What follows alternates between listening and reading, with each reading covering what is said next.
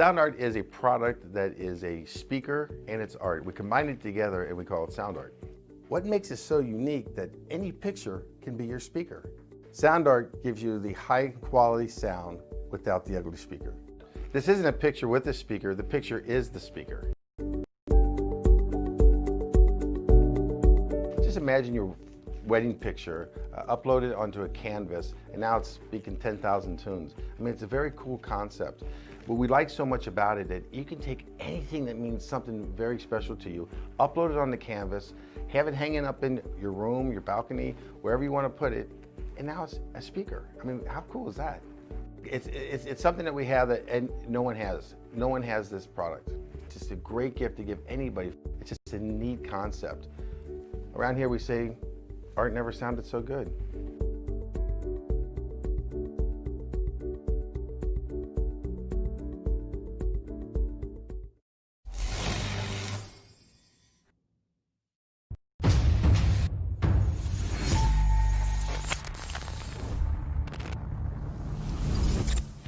At Mcconey Setup Shop, we offer custom-built setups for any asphalt oval car. Prices starting at just $5. Weekly setups available for all Legends, late models, modifieds, and NASCAR trucks, Xfinity, and Cup cars. Do you need one-on-one driver coaching? We've got you covered. Visit www.mcconeysetupshop.com and find yourself in Victory Lane. Maconi Setup Shop, handling all your setup needs so you don't have to.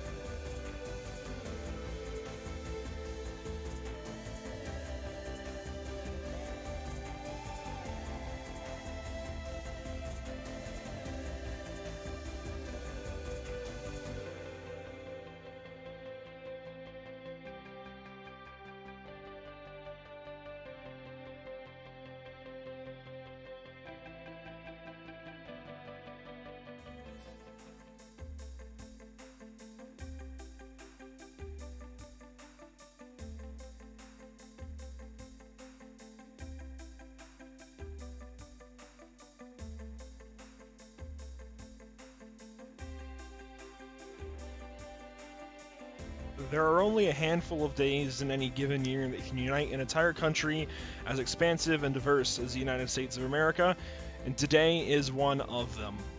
19 years ago, we were united as one as we watched our country hurt as one as those towers fell on that September morning.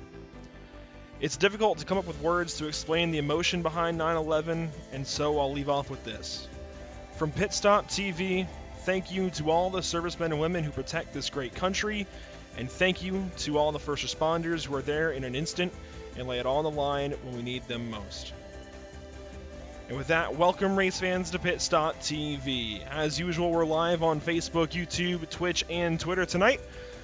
Trey Patton joins me in the booth. I'm Andrew Cardinale IV, and this is Pit Stop TV's live coverage of the Maconi Setup Shop Fall Brawl season opener at South Boston Speedway. We join you tonight from the virtual Halifax County, Virginia for Race 1 on the fall season. And Trey, it's certainly difficult to open up a broadcast and be enthusiastic just thinking about what 9/11 means to all of us as Americans, but it's also, I think, encouraging to know that we're still here to open up these broadcasts 19 years later after what happened in New York City in 2001, and that we got through it as a country and we progressed quite a ways since that day. And let me tell you, we will certainly, as a country, never forget what happened in 2001 on September 11th, and hopefully it stays that way of never forgetting. I know,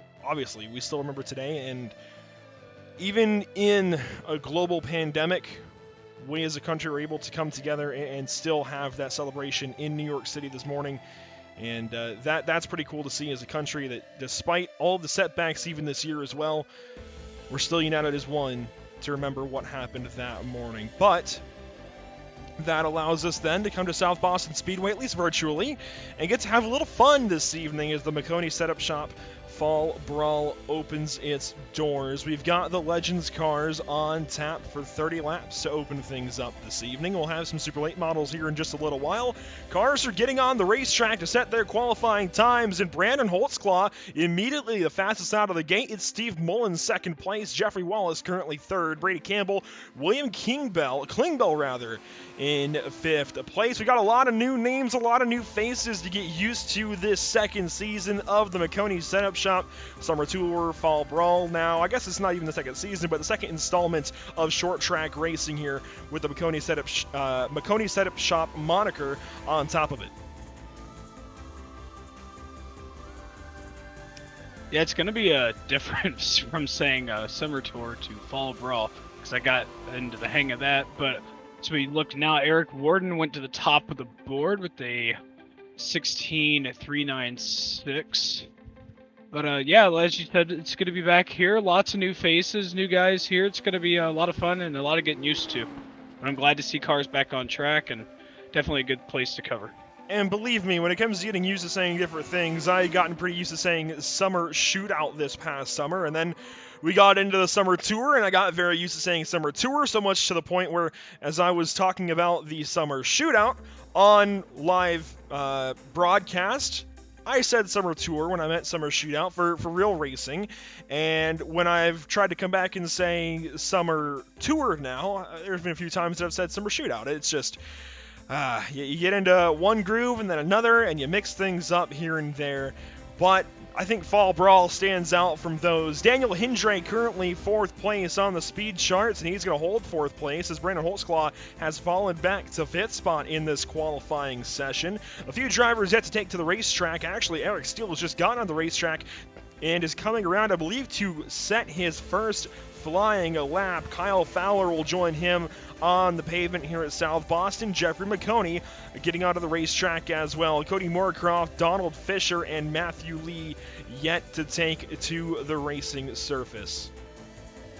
Yeah, Eric Steele actually just went to 3rd on the board right there, so really good first lap. Looks like he's going to stay in 3rd place right there with the best time of 16.384. One of those new faces out in the crowd is, well, not the crowd, but on the racetrack is Tony Quadros. He currently sits 18th. David Shremley as well, who is currently 17th spot in the number 96.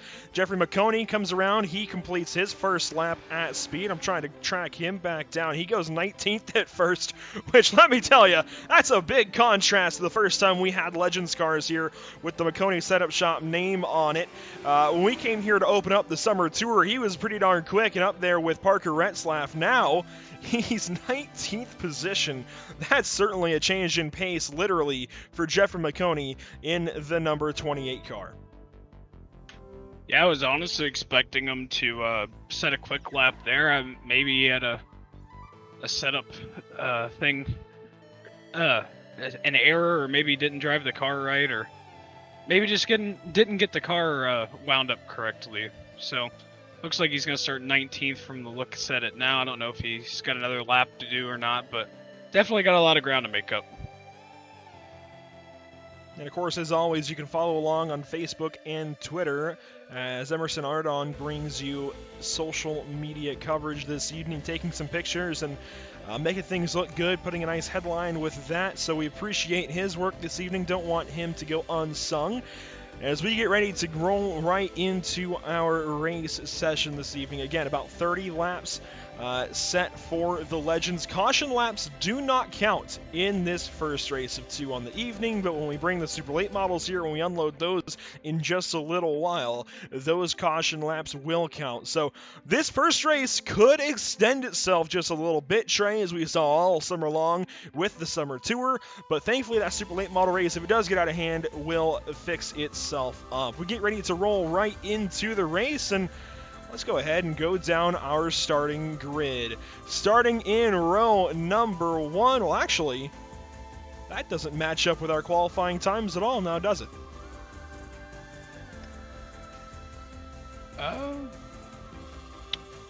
Well, it looks like our starting grid is going to be a little bit out of service this evening. We'll have to fix that before the Super Late models. I'm not sure why it's done that. It was working a little while ago when I showed Emerson and Trey the new starting grid. I was really proud of this, and unfortunately, it looks like, yeah, it's not quite...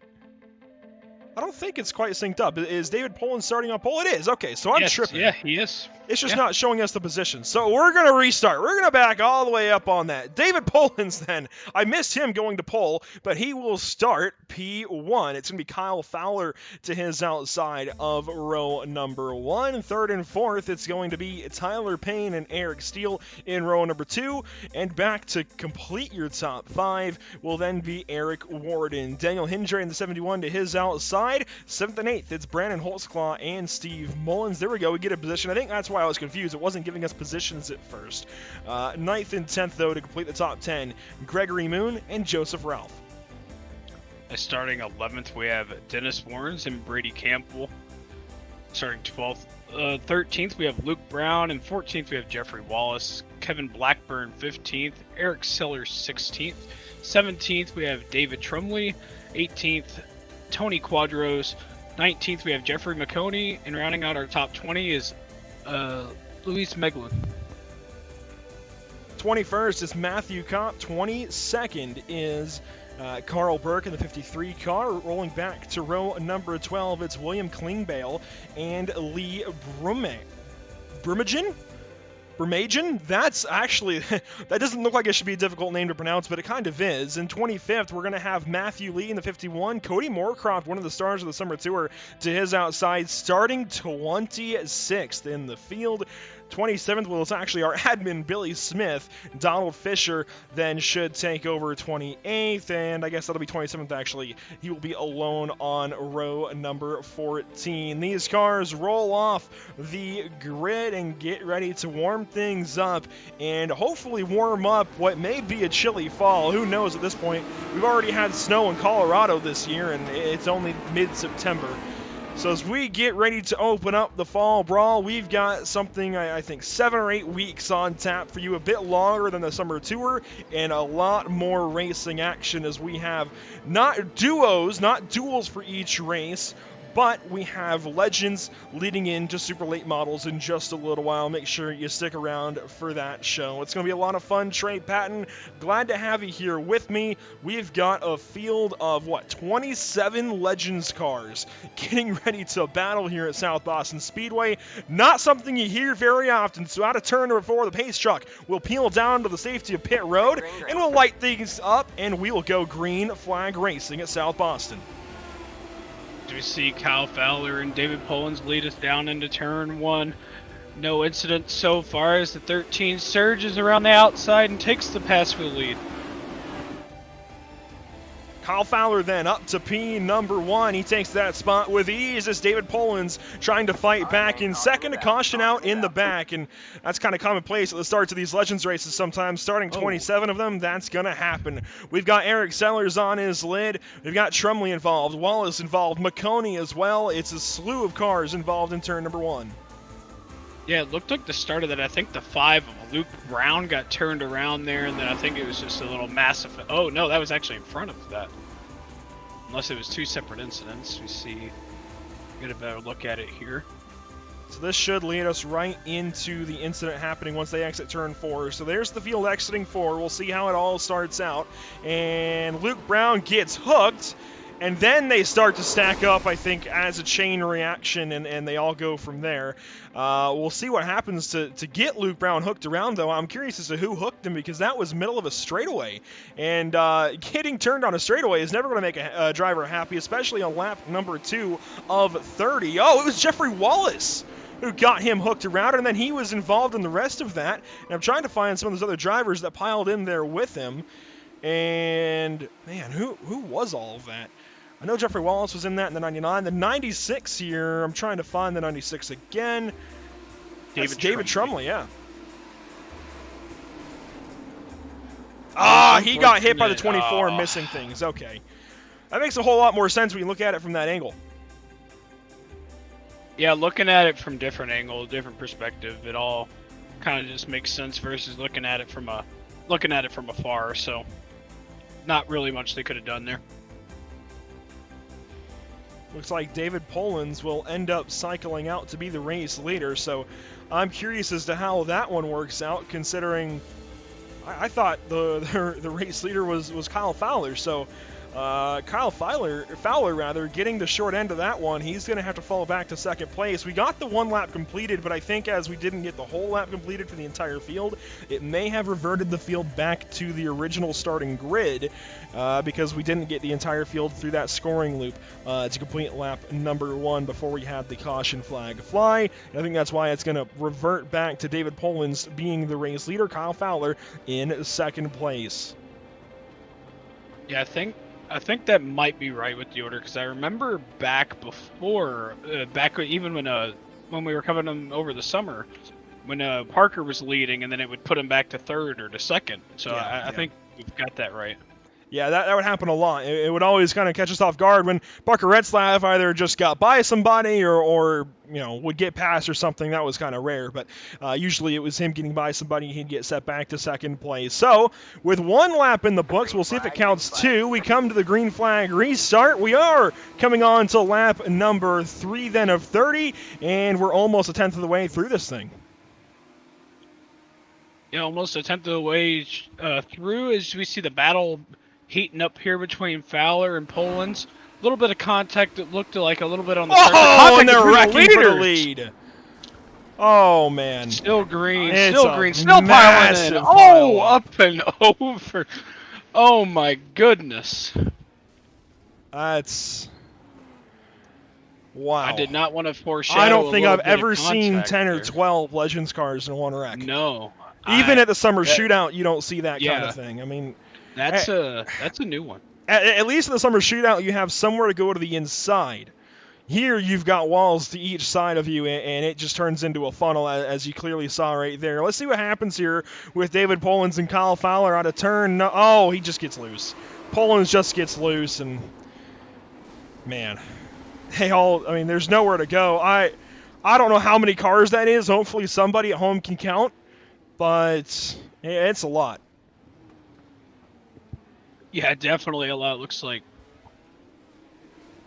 about 10 or 11 cars right there, just from at a glance. Here's the slow-mo. You see Polans going around, and the 26, that's where the 8 gets sent up into the air. The 8 car of Gregory Moon. The 26 is Steve Mullins. And, I mean, after the initial contact between Fowler and Polans, there's nothing anybody could have done because the track just quickly is occupied with race cars and you have nowhere to go. You're just trying to miss part of the wreck, and suddenly there is too much wreck to possibly miss. And I mean, it would have been a whole lot worse, I feel like, in full-bodied cars, of course, but still, even in Legends cars, the track fills up quickly when you get them all sideways like that. Right, I mean, just even that kind of wreck right there kind of reminded us what we were doing earlier, looking at that wreck that happened in Phoenix, I believe it was 2011, where everybody just piled in, had about 10, 12 cars involved in that wreck. Just kind of reminded me of that from earlier. Yeah, I hadn't thought about that. Yeah, we were watching some old NASCAR replays, and there was a big wreck in 2011 at Phoenix, but certainly just one of those instances where everybody's just trying to get some spots early on. I think there's Poland stepped on the inside of the racetrack again. Not sure if he's giving positions back or what have you. His car might have failed to continue on. We'll see if he gets back with the the pacing grid, but it's going to put Eric Steele in P1. And Trey, after last season, well, after the summer tour, I'm not so sure that I expected a front row just 4 laps in of Eric Steele and Tyler Payne. But here we have it, and it's going to be, let's see, the 71 is in third. That's Daniel Hindrae, and the 23, well, he scored as a 23, but he's visually the number 3 of Holtzclaw to his outside. So the top 4 gets completely shaken up, and we bring it back to you. Lap number 4 coming to lap 5 of 30. Green flag, green flag. Eric Steele going to bring us to the green flag. Definitely a mix-up here early on. Eric Steele pulls away by about 5, 6, 7 car lengths here. He's pulled about half a second on Tyler Payne. Daniel Hindrae stuck in 4th gear. These guys do have 5 gears to use, but they're all opting to stay in 4th gear, which is a bit interesting to me. Now, all of these setups are provided courtesy of Mcconey Setup Shop, so they're all fixed setups, and they're all set to what you would get from the Mcconey Setup Shop, and it seems like it's a pretty stout setup as long as you don't overdrive it in any weird way, and I think that's just what happened to Poland's on that restart. For that last caution, he just got up outside the racing groove and got a bit loose. But you see Daniel Hindrae, his gear and RPMs, and then a caution comes out somewhere in the back of the field. And not quite sure. I saw a little bit of smoke. Not sure who it was. I know the 53 spun out during the green flag. He spun out onto the apron, didn't bring out a yellow, but I'm not sure what the yellow was for. Well, that was right in front of the leaders, so I'd imagine that was probably it. And yeah, they immediately slowed down. Unless you're seeing something else, I would go with that. Yeah, that he must have spun out again, because he did spin out before that, from what I saw. Well, here you go, just out of turn number 4.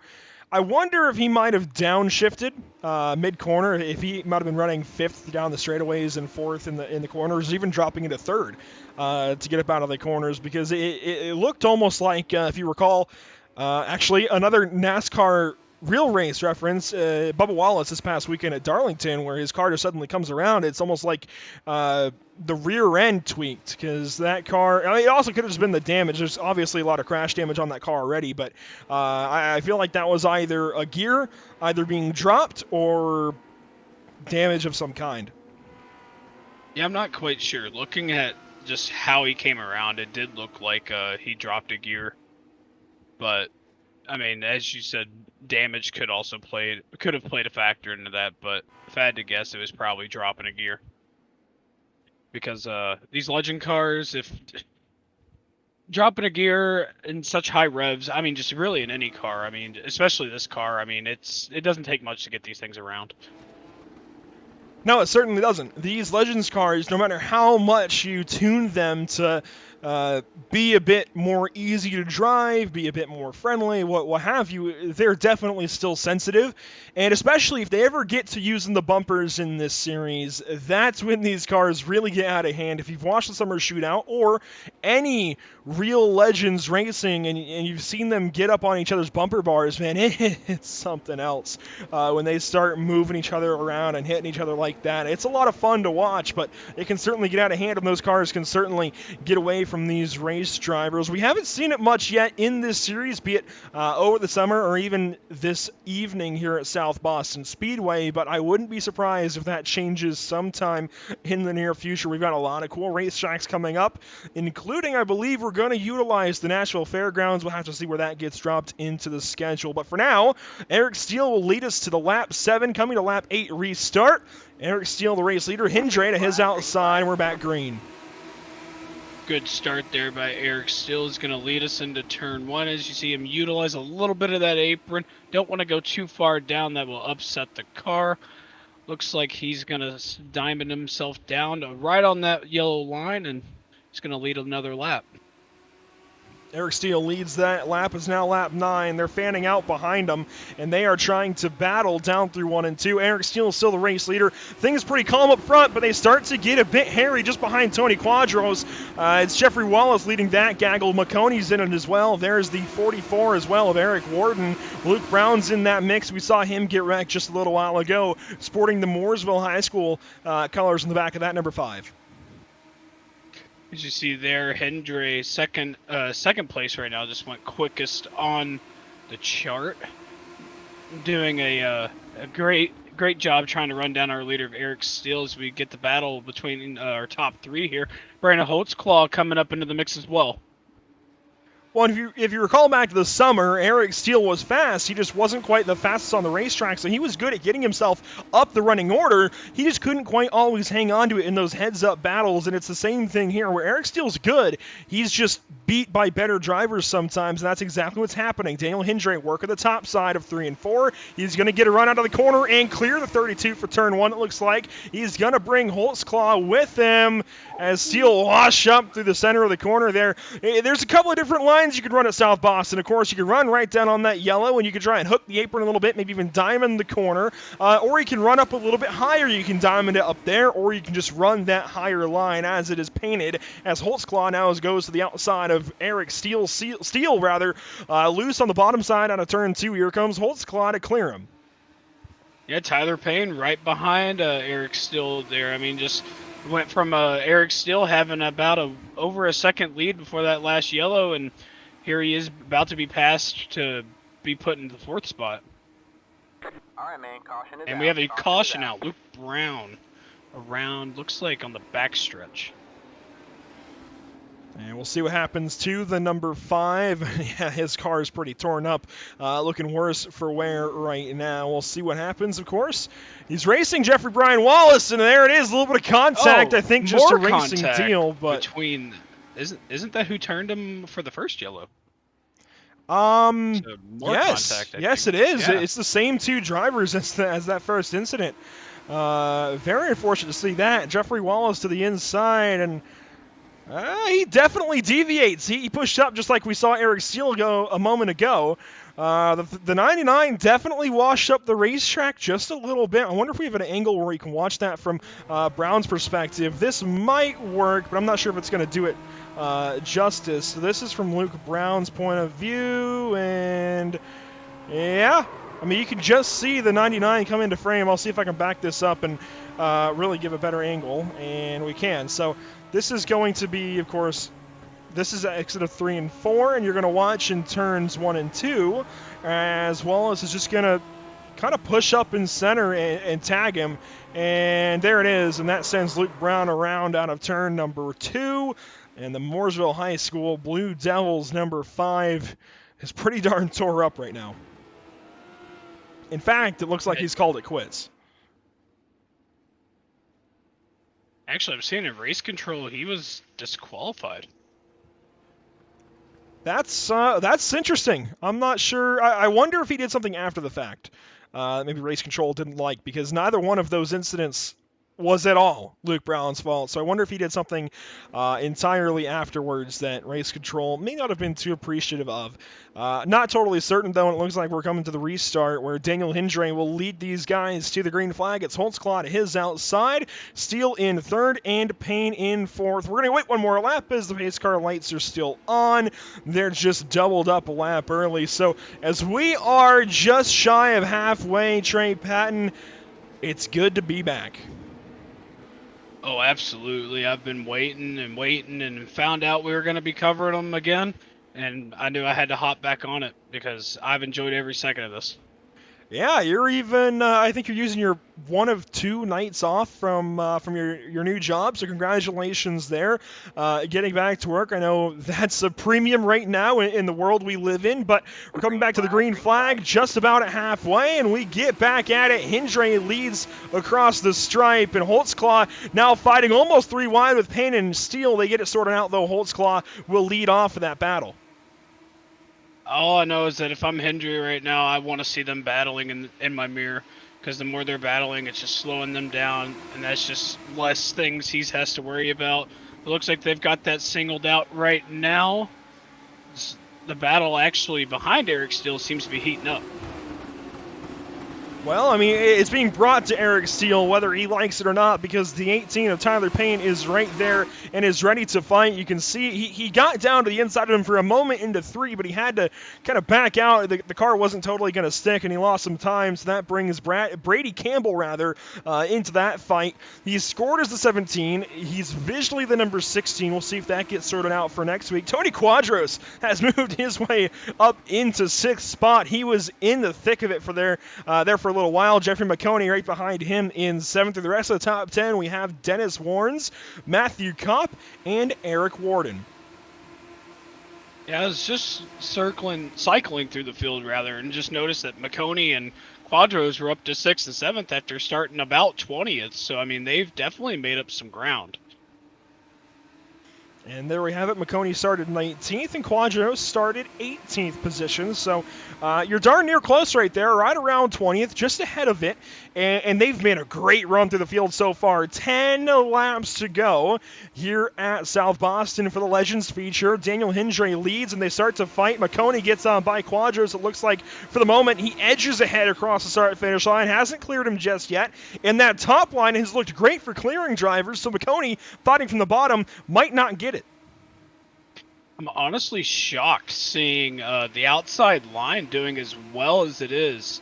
Because, I mean, just in my personal experiences here, I've never really seen a lot of people use that high line to how they're using it there. As you see, he just gets the surge off the exit there. You don't usually see that in these Legend cars. At least I haven't. Well, it's a South Boston thing, because when the late models come here, and we'll have those here in a little while for 75 laps, when the Cars Tour comes here, for example, they certainly move up the racetrack, and they search around, and they find grip up in that second lane. Legends, it's a bit more interesting that they make it work, but they make it work at Charlotte, they make it work at other tracks. I mean, I was at Lonesome Pine, and they were moving up the racetrack as well. That was Tony Quadros almost taking out the right side of his race car. And, man, he probably grazed that thing a little bit, took a bit of the wrap off. Payne fighting with Steele for what will be 3rd place, and actually he might get to the inside of the 32 right here. The bottom still seems to be the place to go and try to fight somebody, but the top is really good for defending. I was trying to say there, even at tracks like Lonesome Pine, I'm trying to think, maybe even, I'm not so sure about Hickory, but other racetracks that just I've been to and can speak from experience, I've seen those Legends look around, and they can get up the racetrack a bit and look for grip. I mean, searching for grip is something a race car driver is always going to do. But just, I mean, I've logged lots of laps here in a Legend car. That's really about all I've driven here before. I've driven some street stocks here, but just never really seen anyone use that high line. So seeing it prevail here is actually just, I find it very fascinating. I enjoy this. We have a fight for the lead as Holtzclaw brings the fight to Hindrae, and he's going to maybe get him cleared out of 4, almost. Hindrae fights back on the top side, and that bottom does seem to be warming up to these drivers, as Holtzclaw is going to clear the 71 that time out of turn number 2. It's 2 laps to go, coming to 1. Further back, Tyler Payne has cleared Eric Steele for 3rd, but the battle is for the race win. 1 lap to go. The white flag flies at South Boston, the Legends feature, and it's Brandon Holtzclaw leading out of turn number 2. He just got by the 71 of Hindrae, and Holtzclaw is going to open the Maconi setup shop fall brawl with a big fat W. He goes to victory lane this evening. Brandon Holtzclaw, a winner at South Boston.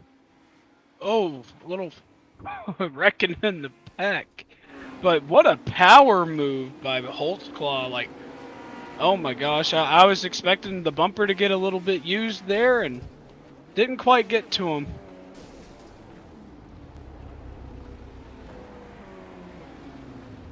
Oh man, that was exciting. And we'll wait to hopefully see some of these drivers connect to voice channels to hopefully talk to them post-race. If we don't, we will try and get some statements for you on social media after the fact, but to make sure we get that all lined up, we're going to step away from the mics for a moment, but we're not going anywhere as far as coverage. You're still going to be looking at some race cars here at South Boston Speedway, so don't go anywhere. This is Pit Stop TV with continuing coverage from South Boston of the back end of the Mcconey Setup Shop Fall Brawl. We've just finished up race 1 of 2 on the evening. We're getting ready to unload some super late models for 75 laps in just a little while. Again, stick around for that soon.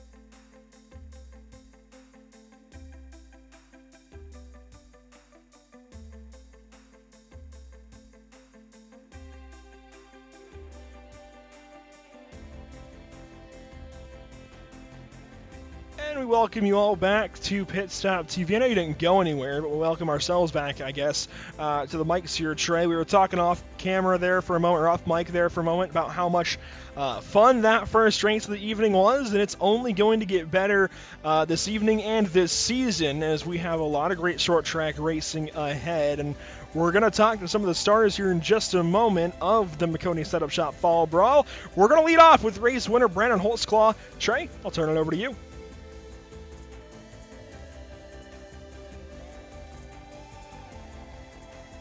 Hey, Brandon, this is Trey up in the booth. You got a copy? Yeah, Trey, what's up, man? Oh, not much, man. Glad to be back covering you guys. And, man, you got the dub, man. Started 7th. Came up right at the end when it mattered. Surged around him on the bottom. And just talk us through that. 3 laps led. Man, I honestly didn't think I was going to catch him. I was trying to play it a little safe and save some tires there. South Boston is really rough on me with tires sometimes. But I noticed him starting to tighten up a little bit, and that's when I made my decision to force the inside, and it paid off.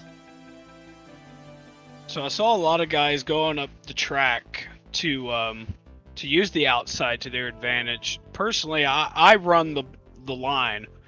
So would you say that was more of the better line to run, or did you actually go up and search for grip at all using the high line? Only time I took my chances on the outside was when I was going around Eric Steele. I don't know what happened to him that slowed up. For me, the inside line is definitely my preferred fastest. You're just on the throttle so much on the outside that it just burn your tires up real quick. Yeah, I agree 100%. So what can we expect for this super late model feature coming up?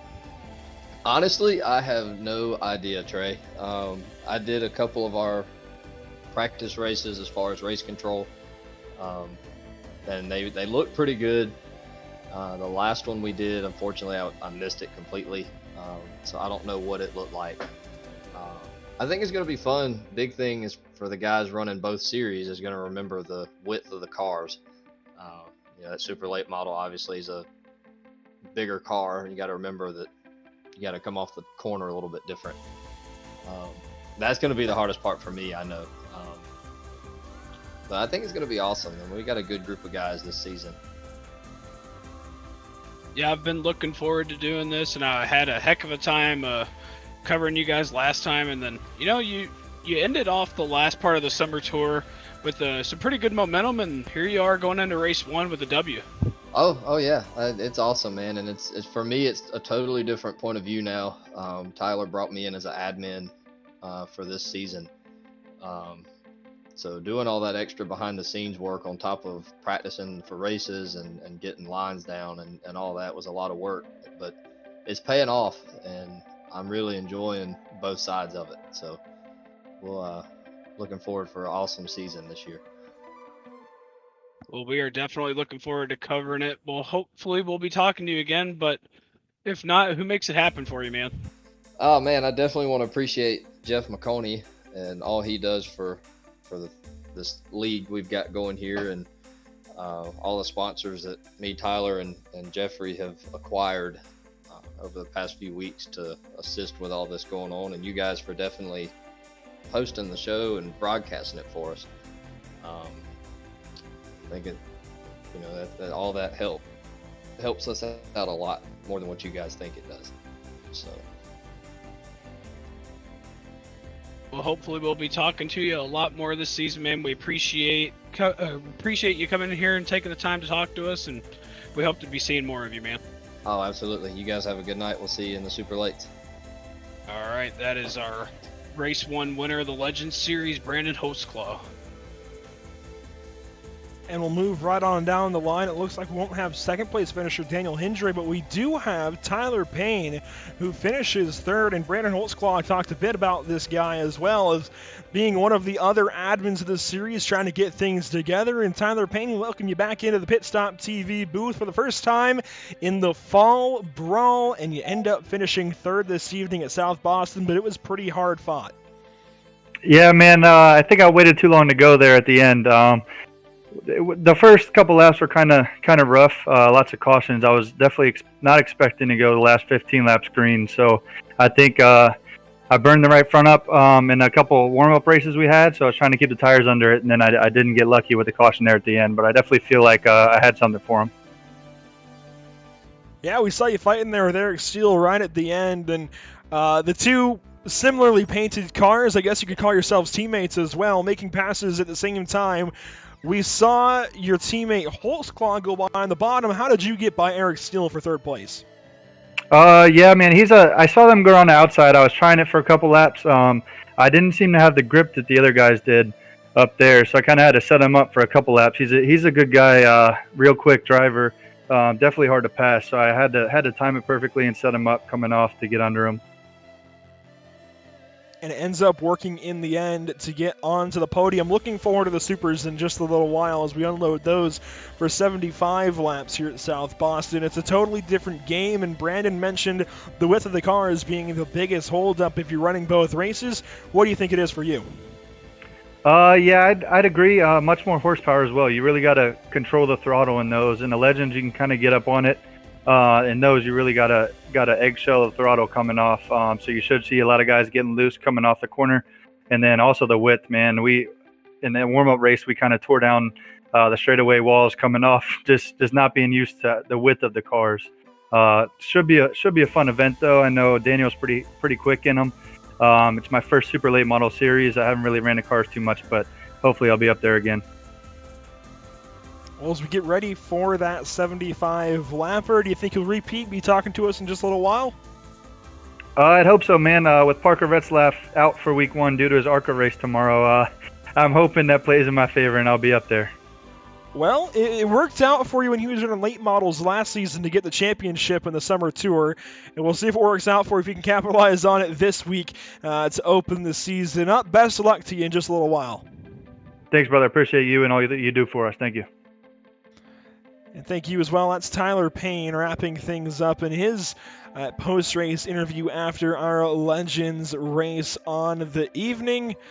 Trey, that was a fun one, and I can't wait to get going for race number 2 on the evening. Some supers. Again, getting ready to unload. We don't have a whole lot of super late model racing usually on Pit Stop TV, so to get more short track racing, especially of the Legend and super late model variety, always has me tickled pink. I'm ready to get going. Let's go over the results first, though, before we head over to that second of 2 races on the evening. And it's Holtzclaw with the win, as we mentioned, Hindrae just behind, and then it's Tyler Payne, Eric Steele, and even 1.5 seconds back, and Brady Campbell rounds out the top 5. 6th was Jeffrey Mcconey, Dennis Warren 7th, Eric Warden 8th, Donald Fisher 9th, Matthew Kopp 10th. And 11th, it's Tony Quadros. We talked about him moving his way up the field, and then he drops right back down after he gets out of the racing line, almost hangs the wall, I think just grazed it. Kevin Blackburn follows him up in 12th, one of the newer names as well. Steve Mullins joins them in 13th position. It's Gregory Moon after flipping end over end in turn 1. Somehow, he recovers to 14th spot, only 12.3 seconds out of the race lead. It's Louise Meglin in 15th. In 16th, we have William Klingbill. 17th, we have Eric Sellers. David Polans up front for most of the race, finished 18th. Jeffrey Wallace, after a little bit of contact, finishes 19th. And Joseph Routh rounds out our top 20. The back 7 drivers to make it a 27-car field. You've got Carl Burke in the 53. Kyle Fowler, after fighting with David Polans, he tangles with that number 33 and ends up finishing 22nd, 27 laps down to race winner Brandon Holtzclaw. It's Lee Brumigan in 23rd. It's David Brumley in 24th. Luke Brown, Matthew Lee actually ends up getting 26th. Matthew Lee and Cody Moorecroft did not make it into the race this evening. Looks like we only had 25 take the green flag, and of course, Luke Brown's disqualification puts him in 25th of 27.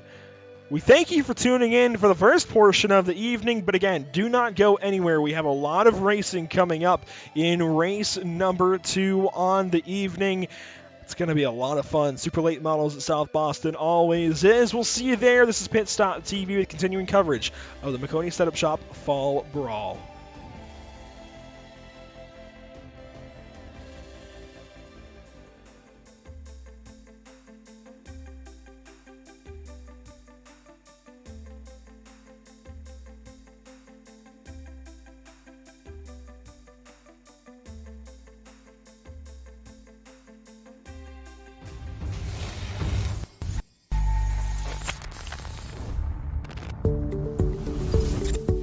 At Maconi Setup Shop, we offer custom-built setups for any asphalt oval car.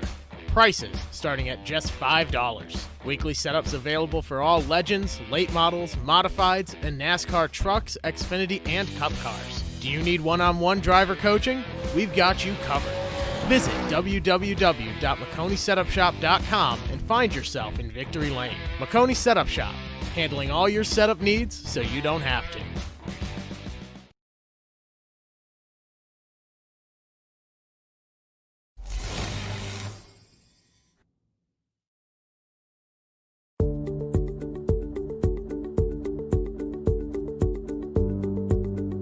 Sound art is a product that is a speaker and it's art. We combine it together and we call it sound art. What makes it so unique that any picture can be your speaker? Sound art gives you the high quality sound without the ugly speaker. This isn't a picture with a speaker, the picture is the speaker. Just imagine your wedding picture uploaded onto a canvas and now it's speaking 10,000 tunes. I mean, it's a very cool concept. What we like so much about it that you can take anything that means something very special to you, upload it on the canvas, have it hanging up in your room, your balcony, wherever you want to put it, and now it's a speaker. I mean, how cool is that? It's something that we have that and no one has. No one has this product. It's just a great gift to give anybody. It's just a neat concept. Around here we say, art never sounded so good.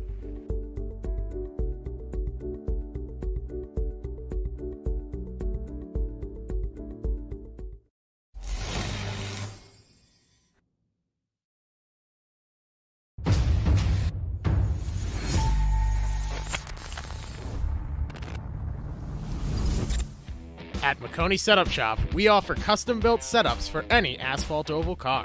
Prices starting at just $5. Weekly setups available for all Legends, late models, modifieds, and NASCAR trucks, Xfinity, and Cup cars. Do you need one-on-one driver coaching? We've got you covered. Visit www.mcconeysetupshop.com and find yourself in Victory Lane. Maconi Setup Shop, handling all your setup needs so you don't have to.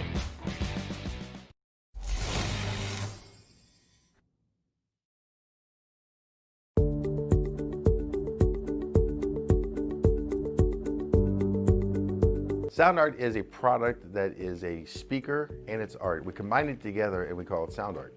What makes it so unique that any picture can be your speaker? Sound art gives you the high quality sound without the ugly speaker. This isn't a picture with a speaker, the picture is the speaker. Just imagine your wedding picture uploaded onto a canvas and now it's speaking 10,000 tunes. I mean, it's a very cool concept. What we like so much about it that you can take anything that means something very special to you, upload it on the canvas, have it hanging up in your room, your balcony, wherever you want to put it, and now it's a speaker. I mean, how cool is that?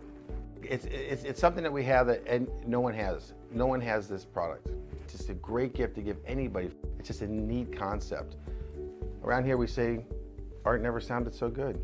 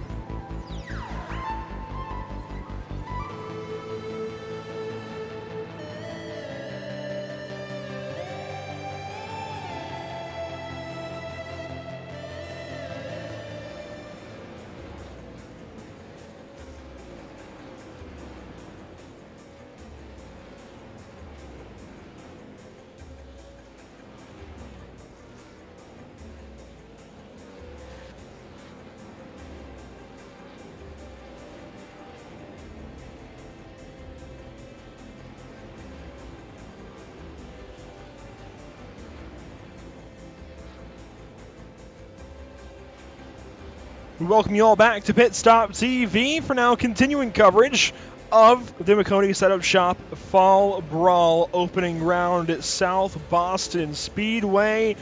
We get ready to go back at it from the 4/10 mile, I was going to say circle of speed, or I guess cauldron of speed works here in Halifax County, Virginia. We just wrapped up the Legends race.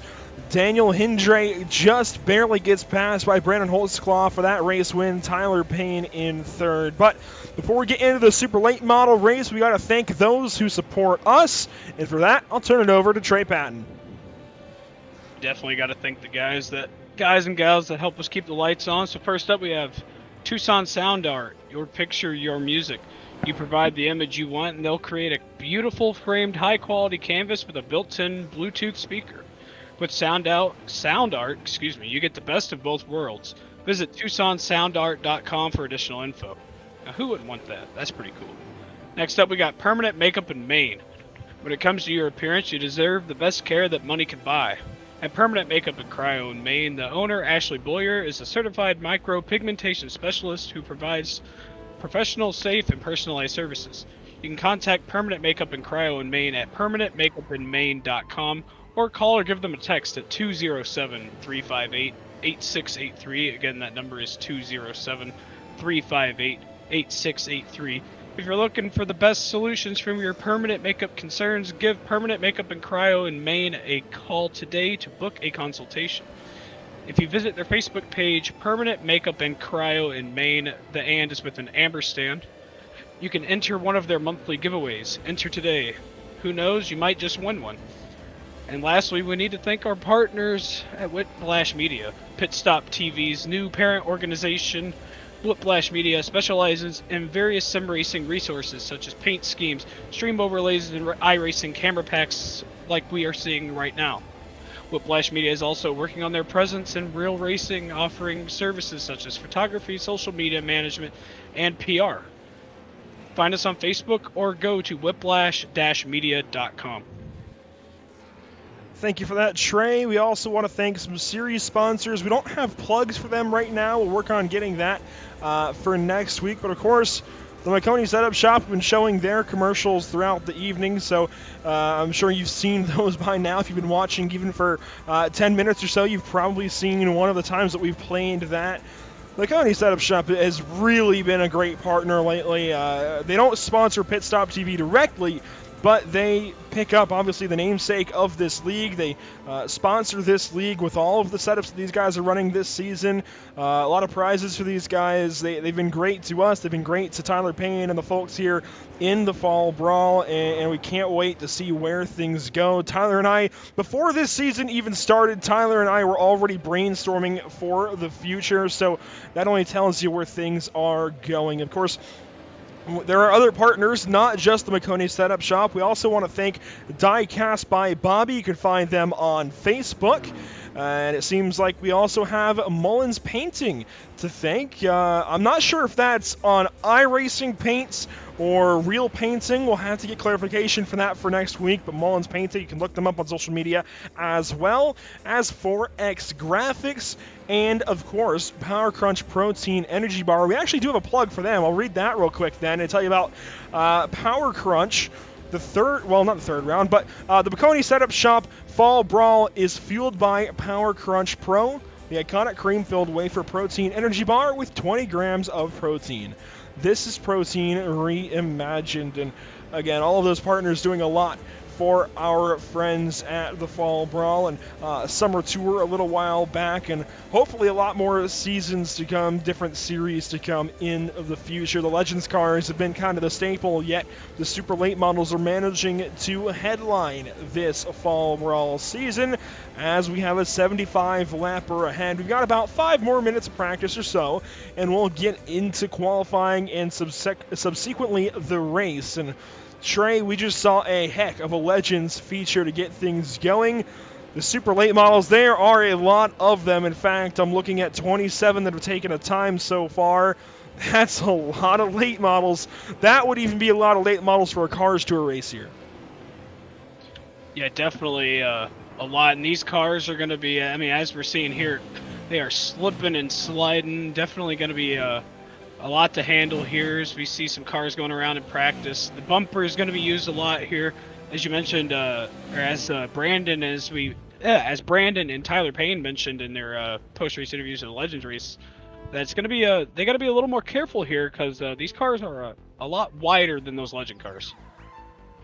Yeah, that's what Holtzclaw said the biggest holdup was going to be, was the difference in width of these race cars this evening. You're going from those tiny, dinky little Legends almost to now big, wide, kind of low, almost flat, super late models. In fact, we can get some onboards here of these guys going around the racetrack. Daniel Hindrae, second place in practice, the highest up of the drivers on the track at least, and I say that and then he parks it. So we'll check out, it looks like Eric Steele's on the racetrack. This is from his onboard, and you can see how low down these cars are, how wide they are. You can barely get two around here side by side, where in the Legends you can almost run three wide if you really want to, because those cars are so much more narrow, and you know they could take a narrow racetrack and make it look wide. We've got a slew of onboard shots actually for these super late models that we had fun setting up, and you could buy from Whiplash Media as well.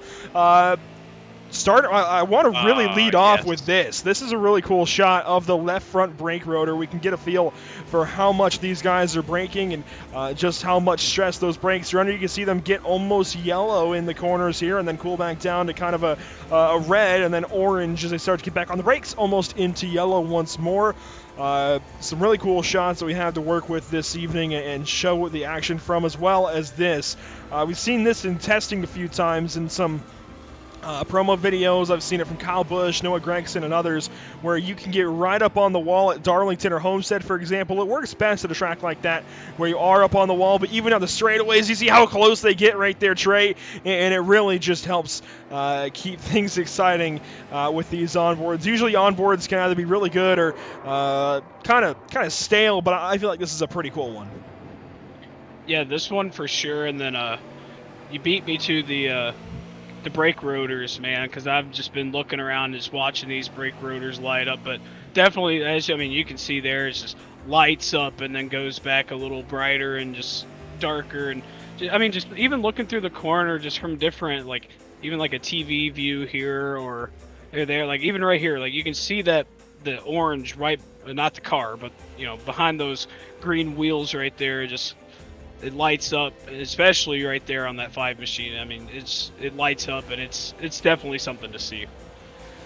It definitely is. Those brake rotors glowing like that is a really cool sight to see. It's really fun to look for in NASCAR racing when those big, heavy stock cars get up to those really high brake temperatures. These late models and things that run on short tracks, still big and heavy and such, but they're usually, I think, a little bit lighter. I could be totally wrong, but I think they're a little bit lighter than the big NASCAR stock cars. Regardless, anything oval track racing, when brake rotors start to glow, it's pretty darn cool to see, and I'm glad that we can bring that sight to you. It doesn't usually happen with those Legends. I think that would almost be a little bit frightening if Legends rotors started to glow like that, but in the big full-bodied cars, it's pretty cool. Absolutely. The only thing we're really missing is seeing all the brake dust during a pit stop. But yeah, with all the additions to iRacing lately, maybe that's on the way. I mean, now we have ambient sounds, like PA sounds. Unfortunately, it's not us. We can't pipe into the PA. But nonetheless, we have some really cool advancements that have come our way here on iRacing.com, and a lot are on the way yet. I mean, this sim is it's come such a long way since even I started on it. I think you might have been on here longer than myself. I know it's come a long way, even just in Emerson's time. Emerson's only been on here for, a year or so, in its 11 years of existence, it's come miles, and it's still come miles even in my 4 years of being here on iRacing.com. It's certainly a great product. Yeah, I've been around the service for, I want to say almost 8 years now, and from whenever I started, I mean, just even from tire model changing, even just to how the cars look, how they sound, and the transition to, from day to night was, a big deal, and, adding dirt, and then just even now seeing the brake rotors glowing up, and a lot has changed, and it's gotten better, and, they're just getting started. Speaking of just getting started, Chris Perry will come across the line to complete his first qualifying lap. And it's going to put him on pole, but only ahead of one other driver, and that's Tony Quadros, who will come around to complete his qualifying run of 2 laps. And he stays second place. Luke Brown across the start-finish. He is back. Not sure what happened in the Legends race, but he's here in a late model, ready to tear things up. Chris Perry goes even faster as Brown falls to 5th so far. Holtzclaw up into 3rd. Brown now up into 4th ahead of Jeffrey Wallace, who will come across to complete his second lap of 2. David Poland's up to the top spot. It's not a lookalike of his Legends car. We might have to fix that for him next week because that would be so cool to see, but still pretty cool. Mom and Pops, Dale Earnhardt Jr., I believe, or I'm not sure if that's Dale Jr. or maybe Kelly Earnhardt. I think it's Dale Jr. Of the 2 that he's throwing back to, but regardless, one of the old Earnhardt late models there for the number 33 of Poland, but he gets unseated at the pole by Daniel Hindrae in the number 71. We saw him be so quick in that first Legends race on the evening. Pretty quick again here in late model qualifying. Yeah, the top, even the top 4, I mean, separated by less than 1/10 of a second. So you see the gap back to second place is 62 thousandths, back to third 65 thousandths, and 87 thousandths back to Chris Perry in 4th place, and then back to JJ Jensen in 5th, about 1/10 and a 0.13 seconds, excuse me. This is certainly an interesting paint scheme. It's certainly, I feel like, electric, trying to really come alive right here. The number 22 of Matthew Kopp comes across the line and completes his qualifying run in 13th. Holtzclaw has now fallen to 11th place, but what sets him apart from the rest of the field, I feel like, is he's continued to run laps. Now it looks like he's going to pull over possibly, but he has continued to set laps up until that point. He just kept turning laps the entire time, both in Legend and in Super Late Model qualifying. So props to him. We saw him do it a lot in the Summer Tour as well. Eric Steele goes 13th. No, yeah, well, at first it was 12th, now 13th quick as Kyle Fowler drops into the top 2. He's running the same paint actually as Luke Brown, so hopefully we can tell those 2 apart. The 5 and 3 will look alike. Fowler stays second place as he finishes his qualifying run. We've got 5 cars yet to take to the racetrack. I think one of them might be an admin, and Jeffrey Mcconey looks like he might admin the late model side of things. Gregory Moon, Carl Berg, Mcconey, and Matthew Moniak, and even Matthew Lee yet to take to the racetrack, but that means that 23 cars have taken a time so far, and nobody else actually turning a fast lap right now. Nobody at speed. We've only got 1 minute and 20 left, so time is running out for these drivers if they want to go turn a lap. Yeah, Moniak, from what I'm seeing, looks like he's just sitting on pit road. Might be just waiting for the time to roll down. Maybe he's trying to see if the track temp's going to cool down a little bit. I don't think it's going to go down much anymore. I mean, track temp right now, I believe, is sitting at about 80 degrees. So, I mean, that's still pretty cool. I mean, especially for the time of day right now. It's about almost 10 o'clock in Sim, so. Well, it's about 9:30 here on the East Coast, so it's pretty darn close. We'll see if the 24 fires up. He has fired the motor, it sounds like, but he's not. There we go. I think he's only going to have time for 1 lap at speed, if that. He's got 30 seconds to try and set 2 laps. It's going to be close. No, looks like he's only going to have time to get 1 in, so we'll see what he can do with his 1 attempt at qualifying here. Mcconey finally gets onto the racetrack, but I don't think he's even going to have time. So Moniak down the backstretch. He's going to have 1 shot at this here, Trey. We'll see where the 24 goes, and, well, nowhere. I'm not sure if that had to be intentional. He's going to slow down. Yep, he's trying to go to the back of the grid. He did not like that at all. I'm not really sure what these guys are doing, to be honest, because you cannot come through a 27, 28 car field like that. Yeah, as I pointed out before, I think it was Donald Fisher. We pointed out during the break, went from 27th to 9th. But that was in a Legend car. As we mentioned before, these cars are a lot bigger and a lot lighter. A Legends car with massive wrecks and cars slipping over. Yeah, right. Yeah. I was like, and it's going to be a lot harder to avoid wrecks in these cars. It certainly is, but we'll see how these guys end up gridding up. And to lead things off, It's going to be Daniel Hindrae on pole, Kyle Fowler to his outside in the number 5. Row number 2 gives us Robert Warrens, one of the newcomers to the series, David Polans to his outside in 4th spot. Row number 3, it's going to be 5th place Billy Smith in the number 89, Chris Perry to his outside in the number 4. 7th spot, it's going to give us J.J. Jensen with Tyler Payne, who just finished 3rd in the Legends cars not so long ago, to his outside in 8th position. Rolling back to the final row of the top 10, we've got Pete Polini and Travis Hovler. Starting 11th, we have Tony Quadros and our Legend winner Brandon Holtzclaw starting 12th, Eric Steele starting 13th, Dennis Warrens 14th, Matthew Kopp starting 15th, Harold Ralph starting 16th, Kevin Blackburn 17th, Joseph Ralph in 18th, and rounding out the last row of the top 20, we have Luke Brown and Cody Moorecroft. And a little bit further back, it's going to be Jeffrey Wallace and Jeffrey Eddy. So a couple of Jeffreys, both spelled the same as well. I know there's a couple of different spellings that float around out there, but both spelled the same, both double numbers, the 99 and 88 on row number 11. Back in row number 12, we get Mackenzie Galajda, and that was the final car that took a time in the number 20, and Mackenzie will roll off from 23rd. Matthew Lee then rolls off 24th, and the back end of the field can be Jeffrey Mcconey in the 00, Carl Burke in the 53, and finally Matthew Moniak and Gregory Moon make up our final row of cars. And certainly an interesting end to qualifying there for those two, as well, those 5 at the back that never took a time on the racetrack. Not really sure what the motive was there, other than to maybe get out of the mess at the start, but I just don't know how you come from the back to the front like that at a place like South Boston. It's going to be tough for sure. Daniel Hindrae, our pole sitter this evening for the super late model portion of the program. Looking forward to having you alongside me once more. Trey Patton, Emerson Ardon with our social media coverage this evening over on Facebook and Twitter. It's going to be a fun one. We've got a lot of late models. What did I say? 28 late models ready to go at it here from South Boston. Only 0.4 of a mile long. We just had Legends for 30 laps.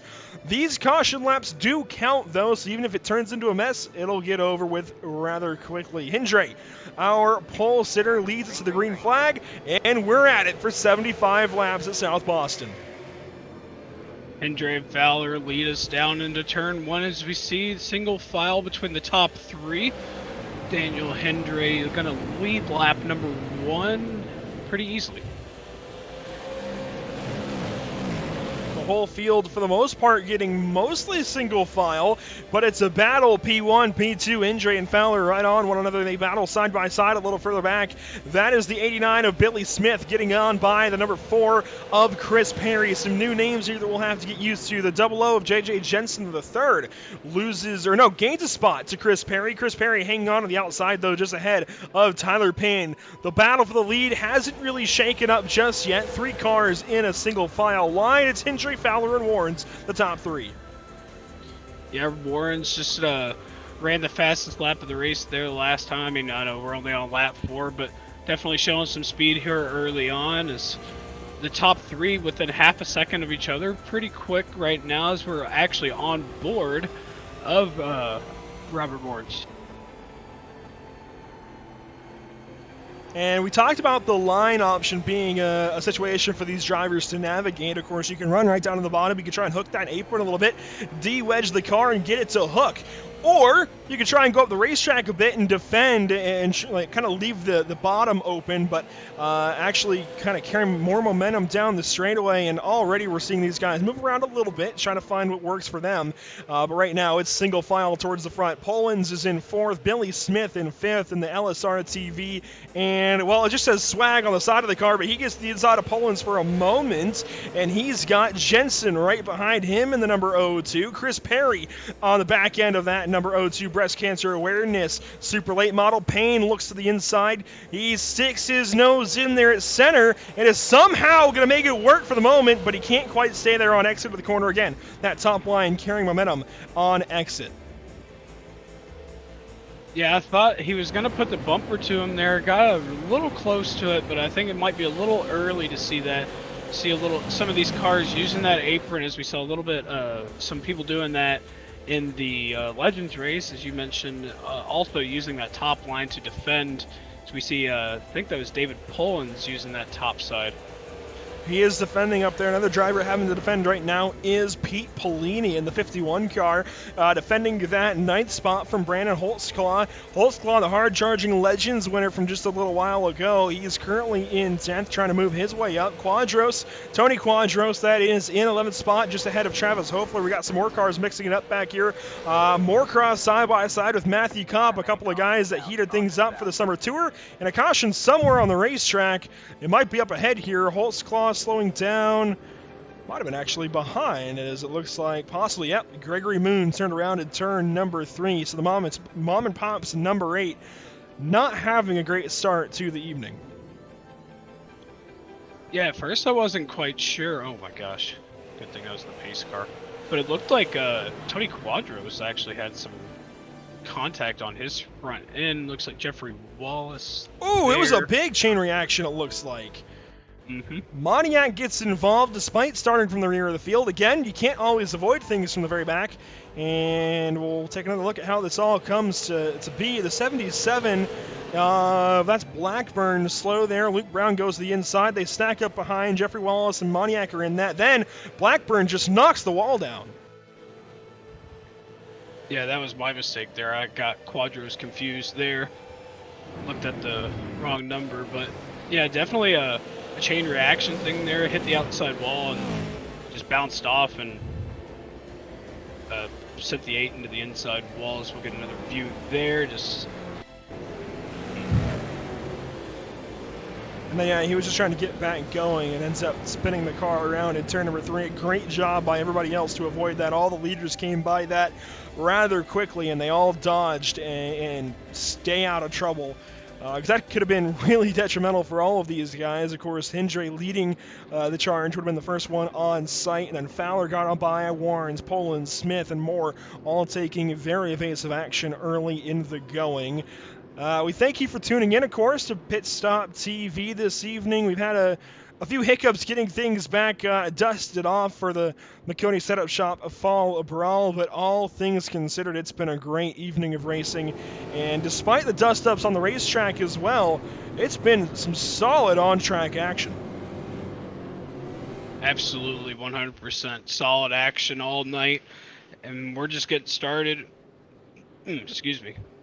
Coming to lap 17 of 75, a lot of racing still going on here.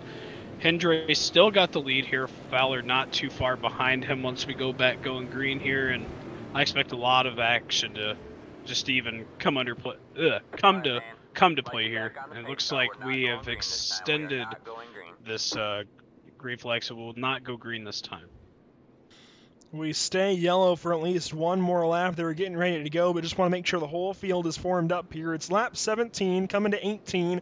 We'll be going green on lap 19 of 75 this evening. The difference between Legends and Super Late models, other than just the cars and drivers, is that caution laps do count. They do tick away here for the Super Late model portion of the evening, and certainly if we get these cautions, and if cautions do breed cautions like Larry Mack always says, it will quicken things up.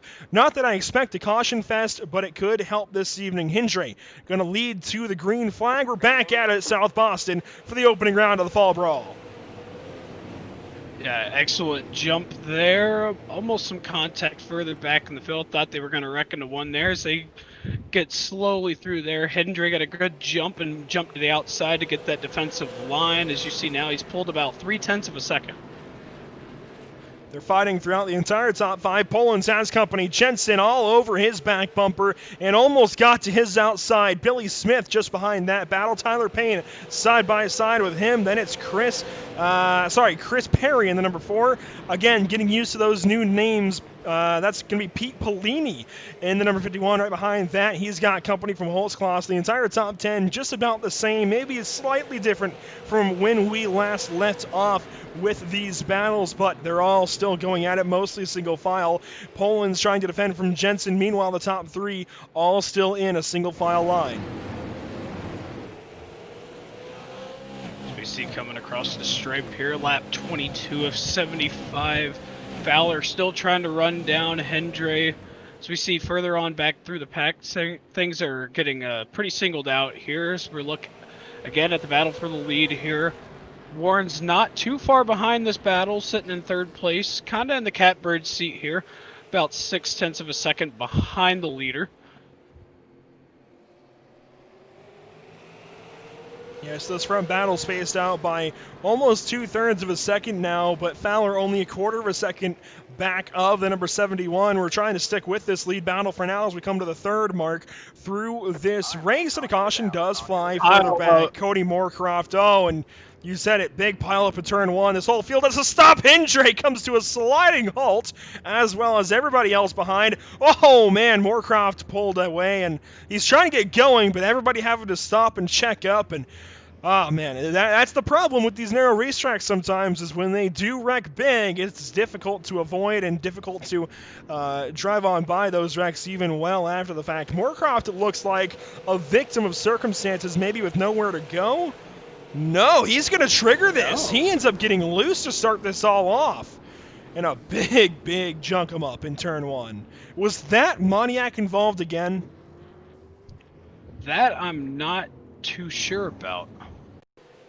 I thought I saw the number 24 get a piece of it one more time. And here we go, the slow-mo from the speed shot in turn 1. Moorecroft just gets loose and overcorrects, ends up taking the 12 with him right there. The 12 car being piloted this evening by Tony Quadros, and the rest pile in. I want to see if this 24 got another piece of it, Matthew Moniak, rather.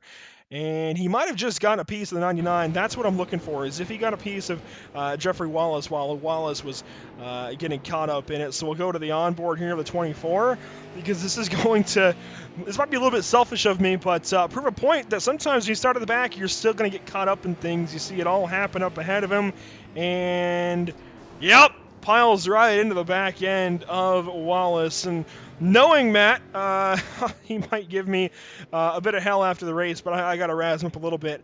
Sometimes starting the back doesn't always solve your problems. We see it at Talladega and Daytona all the time. We see it again here at South Boston in these super late models. I almost said Matthew Moniak for the Mcconey setup shop fall Brawl. Yeah, fortunately for, as we saw Hindrae almost pile in there as he locked him up to avoid that. One of the, I'd say, drawbacks to this car, or mainly any stock car, is that when the brakes, obviously they work, you can see the brake rotors lighten up, but these cars, when you lock up the brakes, I mean, it goes for really any car, you don't stop, you slide. And he almost slid right into that wreck. Pace car lights are off, but they're kind of jumbled up further back. We'll see if they let the restart stand. It looks like they will. So, going back at it now with 30 laps complete, coming to lap 31. Hindrae, Fowler, still your top 2. We're back green flag at South Boston. Exceptional restart by Hindrae. Looks like he's got that down. Looking further back, you see David Poland still trying to use that outside line, trying to defend that from JJ Jensen. Looks like he's still got the position there as he gets him cleared. Poland still 4th. Jensen to the bottom side of that 33 car. Can't quite get the move done. Caution in the back. And, this is Hoefler involved. And, that car was having some trouble getting stuck in something up there. Of course, sometimes the cars want to do some interesting things when they crash. We'll see what happens. He's racing with Eric Steele into turn number 1. And Steele just up the racetrack and tags the left rear of the 23 car. And he goes around. Yeah, it's rather unfortunate. And you see there the car had a little bit of an issue. Looks like the sim trying to register where the car was. Needless to say, it's not perfection, but we're going to get another view of that here as we're on board with Hoefler. And Yeah. Boy, that's quite the sound when you're when you're on board with them. That's quite the sound to hear. I hope his headphones weren't turned up too loud. I hope none of your headphones were turned up too loud, because that's certainly a sound to listen to.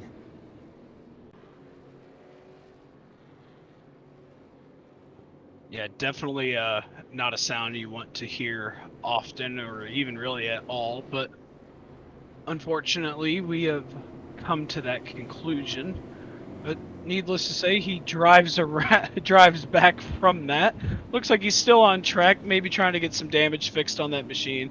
Seems to be quite a bit on it, and see if he can get back out there and try to get back in this thing. I'll tell you what, Trey, I can tell when I throw you for a loop with what I say, because then you throw everybody else for an equally big loop. Sometimes our brains just stop thinking correctly. Try to find I words could to tell. say, man. I mean, it's one of those things, man. Certainly one of those things, including the 28 things that started this race, and a lot of them already pretty dinged up. Daniel Hindrae does lead though as we approach the halfway mark. We're going to quickly, if we can, well, it looks like we're coming to the race restart, so we'll hold off for now, but want to try and go through your field once we get the chance. Regardless, coming to lap 37 and just about to halfway on this super late model race at South Boston, it's Daniel Hindrae in, well, we get one more lap. So we'll quickly look through the top 10 at least. I thought they were getting ready to go green flag right there. Hindrae, your top 10. Then it's Fowler, Warrens, Polans, Jensen, Payne, Polini, Smith, and Chris Perry, and Maconi somehow up into the top 10. That's what I call getting it done this evening at Sobo. We get ready to go back at it, though. This properly will be right at halfway when we go back green flag racing in just a moment's notice. Coming to lap 38 of 75, eclipsing the halfway point. Cross flags in the air, we're half. Hindrae again with another great restart. As we see him still kind of stacked up a little bit behind there, side by side for third between. Oh, we got a pile up. Ralph, Brown, and it looks like Blackburn all caught up in this one. Ralph in the 35, Brown in the 3, Blackburn in the 77. They're still making contact as they try and pull away from the crime scene down in turns 1 and 2. Luke Brown, it looks like, might be done for the evening once more. We'll see what happens to the number 3 of Luke Brown out of Mooresville, North Carolina. Not the start to his fall brawl that anybody was hoping for. Was it Jeffrey Brian Wallace sending him around again? No, this time it's Matthew Kopp. Wow. I don't mean to sound surprised because it wasn't Wallace. Those were both just racing incidents in the first race of the evening, but more surprised at what happened there at the 22. I'm still trying to figure out exactly what happened between those two cars. I'm not quite sure. Looks like he just drove it in deep, kind of came up the track a little bit, and well, he checked up to get behind him. It looks like he tried to pull down to the bottom side once he realized there was a hole open down there, and then it looks like he gunned it up. I'm going to try and get the onboard here and try and listen to what he does with the throttle, but it looks like he gets there and then guns up. Yep, he opens the throttle up, and you can't do that when you're on the entry side of the corner. I get trying to go for the hole, but you can't throttle up before you're even to the center of the corner. Yeah, that's definitely not something you want to do, because, I mean, I was going to say what would happen, but we just saw what happened. Typically the back end will kick out, and you'll go up the track. Yeah, either you're going to go backwards into the fence or somebody else will, and that time it was somebody else in Luke Brown in the number 3 car. He's not had a good start to this fall brawl season. He had a couple of good runs back over the course of the summer. USA sticks out to me personally. But Sobo not treating him well. We're already going back. No, we're not going back green. They teased me there for a second. The pace truck was just so much further ahead that they had me thinking they were going to there for a moment. I thought, I guess. But Daniel Hindrae. Oh, wow. Actually, contact between Fowler and Polans. They raced for it in the Legends race. P1, P2, and then wrecked on lap number 3 of 30 in that one. And they're now 2nd and 4th. We're getting ready to go back green flag racing coming to lap 44. Trey, we'll go back at it in the fall brawl at South Boston. Once again, Hindrae again with a good restart, but Fowler not going to let him pull away quite as much. As we see side by side, we see Poland still trying to use that outside line as he keeps trying to surge. Goes way up the racetrack. You see JJ Jensen further on back behind. Oh, big wreck! Billy Smith around. Looks like Moorecroft 1, 2, 3, 4, 5, 6, probably 6, 7 cars. It's a big junk 'em up here in turn number 1. This is rivaling those Legends wrecks a little while ago, and Billy Smith was the first one to get turned. I'm not sure who turned him, but I think they may have been caught up in it with the number 89. Wow, cars on top of one another. The 90 was up there for a moment. I'm surprised that he was caught up in this wreck, but we'll see how it all transpires. And let's see, it was the 4 that turns him around. I think that's just a racing deal initially, but Mcconey's involved. He goes around. Oh my gosh. Oh my gosh. Yeah, you see the 90 down in the bottom right behind our ticker there. He was wedged up onto a car and up onto the outside wall. You know, kind of, I know I've mentioned it before, but, you know, seeing something like that, you know, I think it was, what is it, Justice Calibro at the Summer Shootout, kind of similar. Yeah, in a different way, where he got wedged up against the wall, but he got wedged up on the driver's side, on the outside wall, down the front stretch at Charlotte. Interesting, then, that the 90 of Dennis Warrens gets put up there on almost his passenger side, and you see the chain reaction. Quadros get spun around. Maconi, here comes the 23 to get into it. Moniac again. I think that's incident number 3 for the 24, despite starting last, I think, to avoid the wrecks.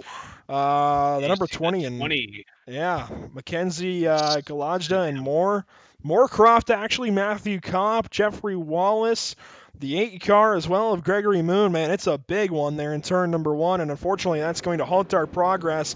We are coming to the 2/3 mark, though, now on to lap 49 of 75, and depending on what the pace car lights do, we might be restarting on lap 50.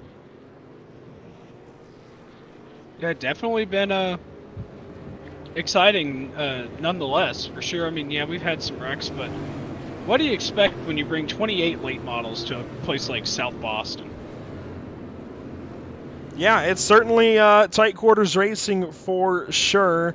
Eric Steele, Matthew Kopp, Billy Smith all lined up right now in front of the leaders. I think they're going to go by. Also, I see my mistake now. It looks like the 2 Warrens machines, and Emerson mentioned this at the top of the show, in the same paint scheme. So I thought the 90 was up front. It was actually the 95, as these guys are trying to get things figured out to go back racing this time. We'll see if they do. Nope, we're going to delay it one more time. We're on lap 50 of 75, Shrey, coming to 51. It looks like we'll restart on lap 52 of 75. As we see there, I believe that's Eric Steele on the bottom. Looks like we're trying to get some scoring fixed. So we're not quite doubled up yet. I'm not sure if we'll go green again, as we see Eric Steele going around the pace car to catch up to the field. Looks like we might be opting to go single file, possibly, based on what Hindrae's doing. I'm not sure. It's tough to say. We might be opting to go... Yep, next time by. Just got delayed green. Well, my question is, are we staying double file or going single file? Someone, that's Billy Smith, almost gets stuck in the fence. He's trying to get on by and get a lap back. They're trying to keep the field on the lead lap, I do believe, but it's tough to do so when you're working with only 4/10 of a mile. It's pretty darn tough at a place like Sobo. We're going to stay caution flag one more time. And again, Hindrae, your leader. Are they going single file? They keep teasing us. They did it a few times in the summer tour when things got a little bit out of hand, but I don't think they're going to go single file. I think just trying to let those lap cars go on by. Yeah, it looks like, I think we might be doubling up here. I think that was Matthew Kopp that just went around the pace car rather, trying to get his lap back. Looks like we're starting to double up now, so we should be going back green.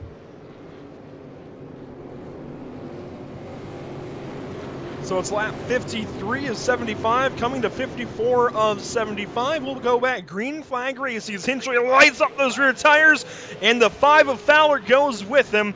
Actually sticks with him like glue on that restart. That was a darn good restart for the 5 machine, and he's right there with Hindrae in the 3. Yeah, really good restart by Fowler there.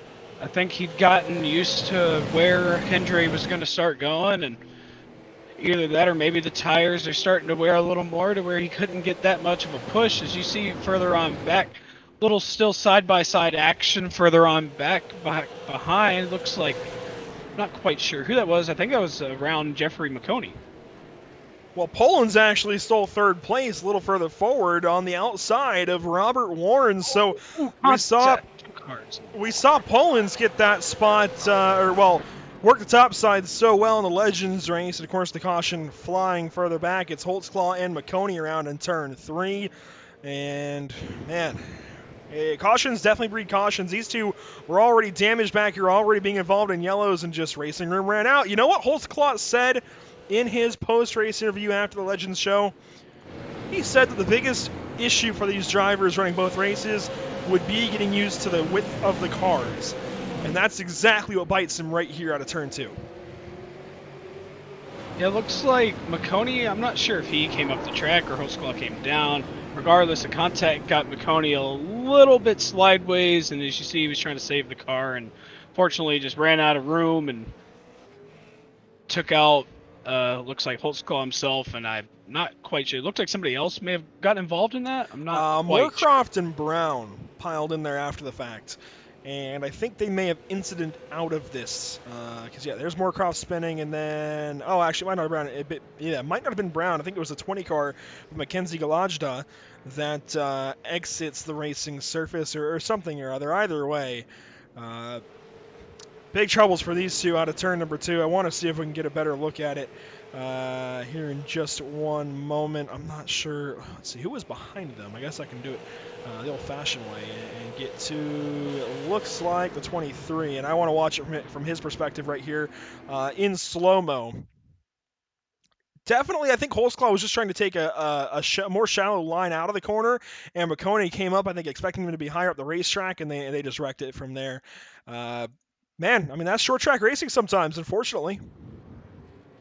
Yeah, props to the 23 there for checking up for that, because that could have been a lot more cars involved in that. Yeah, it almost was a lot of cars. I think 5 total involved in that mess in turn 3. Holtzclaw waiting to go by the pace car here before we go back green flag racing. We're into the final 15 as of now, as the leaders cross the start-finish line. The lead 5, 6, 7, 8 or so, all still with pretty clean race cars. I don't think I see a scratch on really any of these leaders, so that's good to see up at the front at least. It's been tame up here. It's been everything else further back where things have gotten shaken up and brought out these yellow flags. In fact, before we go back green flag racing, you can see 6 cautions thus far. We have now 14 laps to go as they exit turn 4. A big stack up on the restart. Poland's didn't get going. Yeah, Poland's did not get a really good start. There's a stack up. You see the 51 trying to use that outside, trying to surge, as it looks like he's almost going to gain 2 spots there, but he's not going to be quite clear as he clears them now going into turn 1. Yeah, Polini finally gets by Jensen. That's for 5th place. So now it's going to be Polini all over the back end of Poland's. And Poland's lost that spot back to Warren's on that restart, stacking them all up. We got 1 car slow on the top side of the racetrack. That was the 23 of Hofler losing some spots.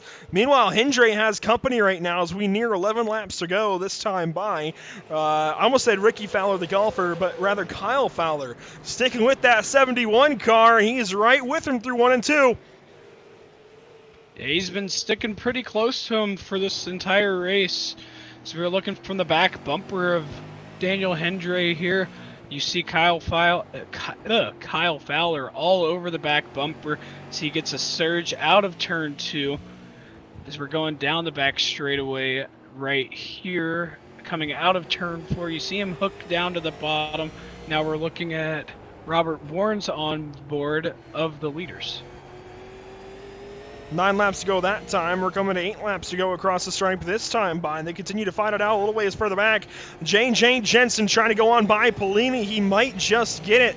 Down the front stretch they go. And Jensen trying to work the top side of the 51 car. A little bit of contact, I think, through the center of 1 and 2, but they keep going. The 02 sporting, I think, Tate Fogelman's Truck Series number. That's kind of interesting. They're using that font on that 02, and it looks really, really good. Tyler Payne in behind him. Pellini out the front end of Jensen's machine. Poland's trying to track that number 95 back down, but I think he's off to the races trying to keep up with the leaders. Yeah, these leaders are definitely in their own little zip code here. About almost a second ahead of Warren's there in third as we're on board looking on the onboard of Daniel Hindrae. Seeing right behind him on the bumper, Kyle Fowler, still trying to make a move as we come to 5 laps to go. Wanted to get some of those onboards a little bit of use before we wrap things up this evening. Coming to 4 laps to go around South Boston before we wrap things up for the first round of the Mcconey Setup Shop Fall Brawl. And this has been the talk of the town for the super late models all night. Daniel Hindrae and Kyle Fowler going at it. Robert Warrens has been there at times, but isn't there when we come to 3 laps to go that time by Trey Patton. And suddenly the battle is down to 2. Yeah, I'm figuring. I figured using the apron there. We saw Hindrae using the apron a little bit there out of 1 and 2. Figured that might have upset his car rather a little bit, but it looks like it's actually helping him. He's getting a really good surge off the corner as we're coming into 3 and 4 to take the white flag. White flag flies out of turn number 4. Daniel Hindrae still leading. There's Fowler's move into 1. He can't get there. Interesting that he would try it in 1. Will he try it again in turn number 3? He can't get back to the back end of the 71 car. So Daniel Hindrae, an unscathed number 71, wins at South Boston Speedway in round 1 of the Maconi Setup Shop Fall Brawl. He finished second in the Legends, wins in the super late models. What a week here for the driver of the 71 to get things kicked off. A super performance to match those super late models on the racetrack. That pun was not planned, but it kind of just worked. Yeah, definitely a superb race, rather. Well, no, I don't think that one works as well. No, I wasn't even trying to. Okay, I wasn't even trying to do that. It was just word came to my mind, and threw me for a loop again. What can I say? But nonetheless, great race, great battles. 75 laps. Cautions helped tick it away, but we weren't in here very long, and they put on a heck of a show. And as we can watch those fireworks go off in the distance, and definitely well-deserved, gave us a show, and now we're getting another one.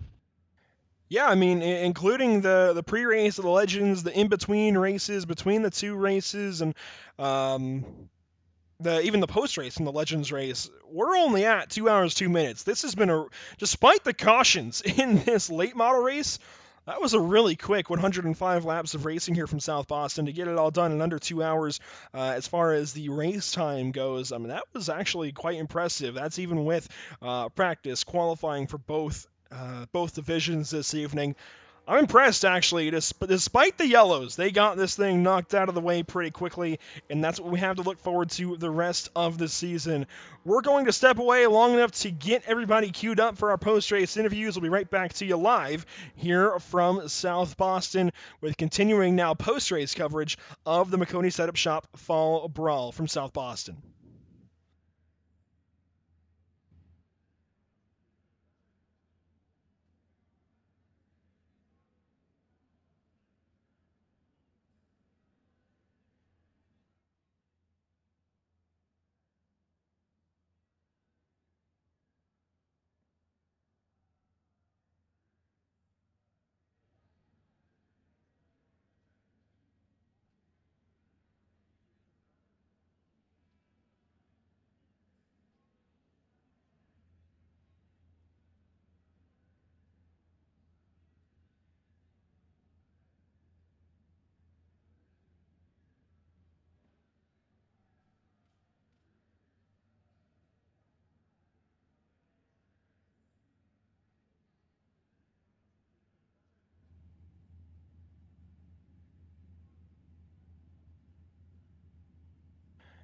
We welcome you back to Pit Stop TV and our now post-race coverage from South Boston Speedway for the Mcconey Setup Shop Fall Brawl.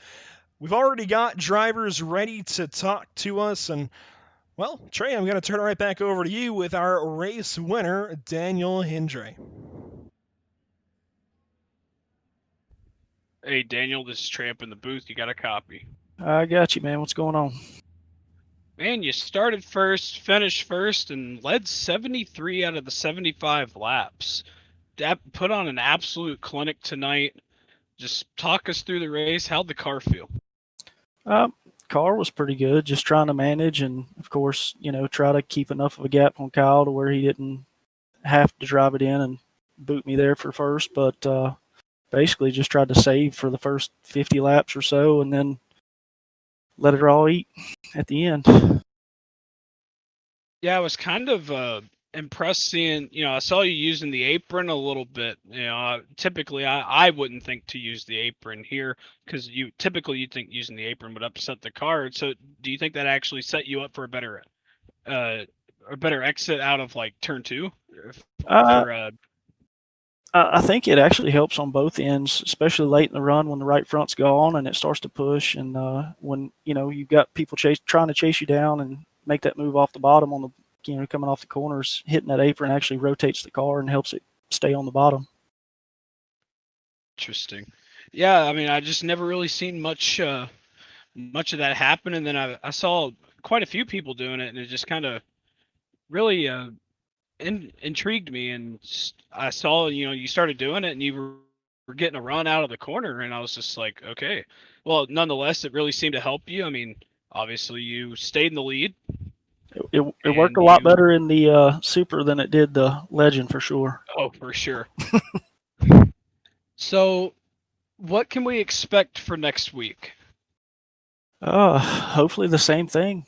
Just stay up front and keep the nose clean. Obviously, there was a bunch of crashes in both races, so I think track position, especially at South Boston, was key for sure. And I have no absolute clue where we're going next week.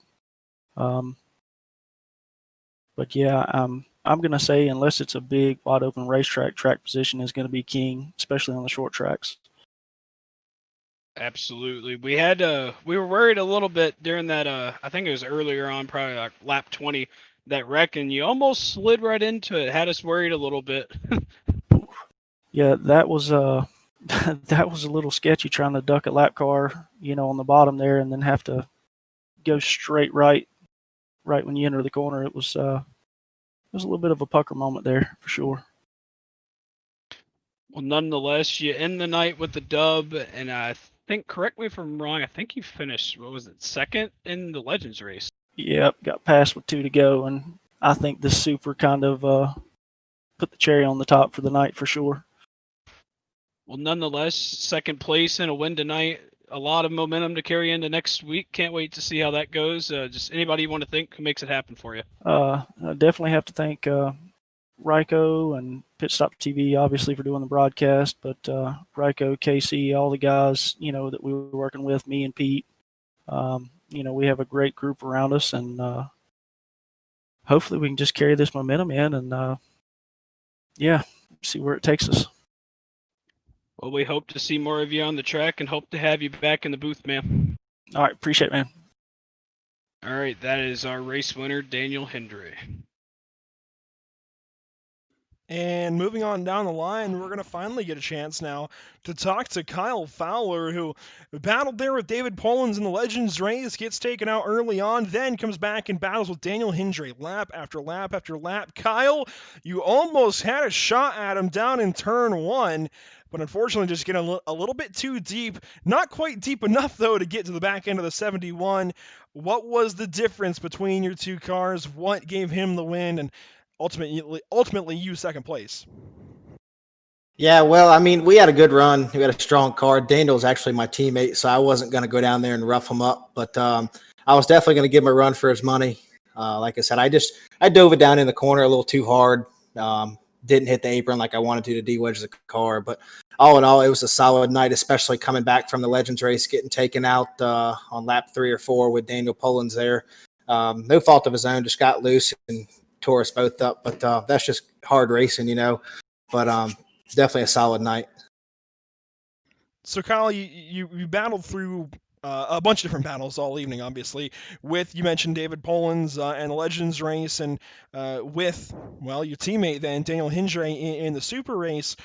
As we go to a place like North Wilkesboro next week, and we have a bunch of really cool short tracks on the list this season, where do you think you're really going to be able to fight 2x2? You could do it in the Legends just about anywhere, but really in these Supers, the track is so narrow here at South Boston, you don't really get a chance to, I feel like. Yeah, I mean, I had a good car on the outside, but really getting to the bottom here is the key. Like I said, I could have probably ran Daniel on the outside lap after lap, but having that bottom is really key, because if you get stuck on the outside, you're just going to find yourself back in the back of the pack. So when I got to the bottom, when I could get to the bottom, I got there quick as I could. It looked like every restart I was able to pull behind Daniel there and run right behind him, trying to save tires. But, towards the end, I obviously was trying to race him hard, trying to get the win. But, like I said, I'm not going to rough somebody up, especially my teammate trying to go for a win, play the point battle. Well, it certainly would have made it more exciting for us. But mentioning the fact that for you guys, you all felt like you had to get down to the bottom side. We've seen super late models before go up to the top, try and experiment with that second lane. Do you think you maybe could have been able to if there was more rubber up there? What do you think might have been the defining factor there? Well, I could like that last restart. I got a pretty good start, and I actually had to back off to get to the bottom. I probably could have ran the high side, but then again, you got to think of tires. You don't want to burn them up. I think we had like 30 laps to go at that point. It was just too soon for me to go. But I probably could have got him. But like I said, Daniel's pretty good on the bottom, and he's good wherever he goes. So it would have been a side-by-side battle for the win, I do think. But I just think Daniel had a slight edge on me the whole night. Well, Kyle, go ahead and get those shout-outs in. Anybody you want to thank for this evening? I mean, you get a second place in the super late model race. That's certainly a pretty big one. You were on track to get second place in the Legends race a little while ago. Who do you have to thank? Who makes it happen for you? Well, I got to thank the broadcast team, Pit Stop TV, for doing this broadcast for us. I got to thank Tyler Payne for setting this league up. It's a fun league with a lot of good drivers in it. But I like to thank Tonmar Engineering, Mako, Mark Breeden, Smith Wraps and Graphics, Lisa Levy, CMO Screen Printing, and J&B Landscaping, and Angel Treats Bakery. But yeah. Well, Kyle, well, thank you for your time. Hopefully we're talking to you next week from North Wilkesboro. We'll see you there. Thank you, sir. I plan to be up front then. Sounds good. And that's Kyle Fowler in the number 5 this evening. A big run for him as he backs up his teammate in second place. Trey Patton, Robert Warrens finishes third. Hey, Robert, this is Trey up in the booth. You got a copy? I copy. Well, you started third, finished third. We thought you might have had a little bit of a shot at a few points in the race to maybe get up there, but it seemed like they just kept surging away. Yeah, those two are teammates, and this was my first time racing with them, and they ran quite well. And then the 33 car got on the outside of me there, and it kind of took the wind out of my sails for a bit. But yeah, I thought I had something for them, but they were quick. Yeah, quick nonetheless, but I mean, you were pretty quick as well. I mean, you only finished about a second behind them, and I mean, the top 4 stayed. You guys stayed where you started, so I mean, it definitely showed speed was there for you guys. I mean, obviously started third, finished third, and pretty well maintained it throughout the entire race, and had some battles and a look at the lead. I mean, so from what I'm hearing, I wasn't really paying attention a lot to see who was using the apron. Did you ever use the apron to like de-wedge the car for a better entry to try to get a run on anybody? I might have undershot the corner once or twice, but the preferred line for me was just above the line and then kind of keeping it tight at the bottom through 2 and 4, and that was the quickest way around for me. Yeah, that's typically what I thought people would do, but I saw quite a few people using that apron. But darn, lost my train of thought. But that 95 machine was definitely one. We kept an eye on you a lot. I mean, you were right in the mix of things, right behind the battle for the lead. So what can we expect from you next week at North Wilkesboro? Well, I'm probably going to get out and do some practice, and I think that's important. And I encourage everyone to do that and get your own line down. But I'm hoping just for another consistent finish. If I can make a top 10, top 5, I'll be super happy with myself. These fall brawl guys are some of the best. They're top notch. So, I'm going to do my homework when I get out on the track to make sure I can deliver. Well, hopefully we'll be seeing more and hearing it from you more. Who makes it happen for you? Yeah, no, big shout out to everyone. But I was watching the Legends broadcast just before this, and you guys do a great job. So shout out to you guys, and just shout out to the family for myself. Great family we got behind us. We run local modifieds, but COVID, we got iRacing now, so that's exciting. Yeah, COVID's kind of throwing everything for a loop, but pretty cool to see the guys go from transition from the real thing to the sim to see how much it translates to, from off the track to on the track. But hopefully things will get fired back up for you for racing soon, and hopefully that goes well for you. Yeah, no, thank you very much, and thanks for having me here tonight. Like I said, you guys do a great job of broadcasting, and I'm super excited to race the rest of the season with the Fall Brawl dudes. We greatly appreciate that, and we're glad to have you in the series, man. Glad to cover it, and we hope to be hearing from you more. Yeah, will do. Have a good night, guys. All right, you as well. That is our third place finisher, Robert Warrens. Always good to talk to these drivers, as I always say, after a race like that. One that certainly tests you both mentally and physically, trying to get one of these cars around here and beat the rest of the field. I mean, they had to deal with a lot of really wild restarts and really having to capitalize on those restarts, because it seemed like if you didn't, that's where you got beat. We saw Pollins get on by Warrens at one point, and then Warrens get on back by Pollins because Pollins made a mistake. So those restarts definitely seemed to be one of the most important elements to this evening's South Boston Super Late Model portion of the race. Over in the Legends, man, it was just a matter of keeping your car clean, I feel like. But, man, Trey Patton, again, it's good to be back. It's good to be back here with everybody from the Mcconey Setup Shop and the Fall Brawl, the Summer Tour, however you want to put that. It's so cool to have these guys back on the racetrack, have a lot of grassroots racing back here at Pit Stop TV. We do a lot of wild stuff. We get a lot of open wheel racing. We had SRCA for the longest time, rather, IORL. We can't wait to hopefully come back for their next season. We've had a lot of road racing stuff. I think about Operation Motorsport. I think about the Lucky Dog Racing League and more. We've got a lot of big NASCAR Cup racing now with the Bluegrass iRacing Series. The Galaxy Cup Series have passed, but nothing touches that quite like some grassroots short track racing that we have here with the Maconi Setup Shop Fall Brawl. And this is a great group to do it with as well. They put on a great show, even when there's a lot of cautions. It's a great product and a lot of fun to talk to these drivers afterwards. Oh, absolutely. These guys put on a clinic every week. I've enjoyed just even talking to some of the guys, and just, Tyler Payne does a heck of a job setting it up. I know you've had a lot to do with the brainstorming and obviously for the broadcast, but just a lot to get this thing up and going, and it's definitely been something I've been glad to be a part of. Yeah, this has been one of the more exciting series I feel like that we've gotten a chance to cover.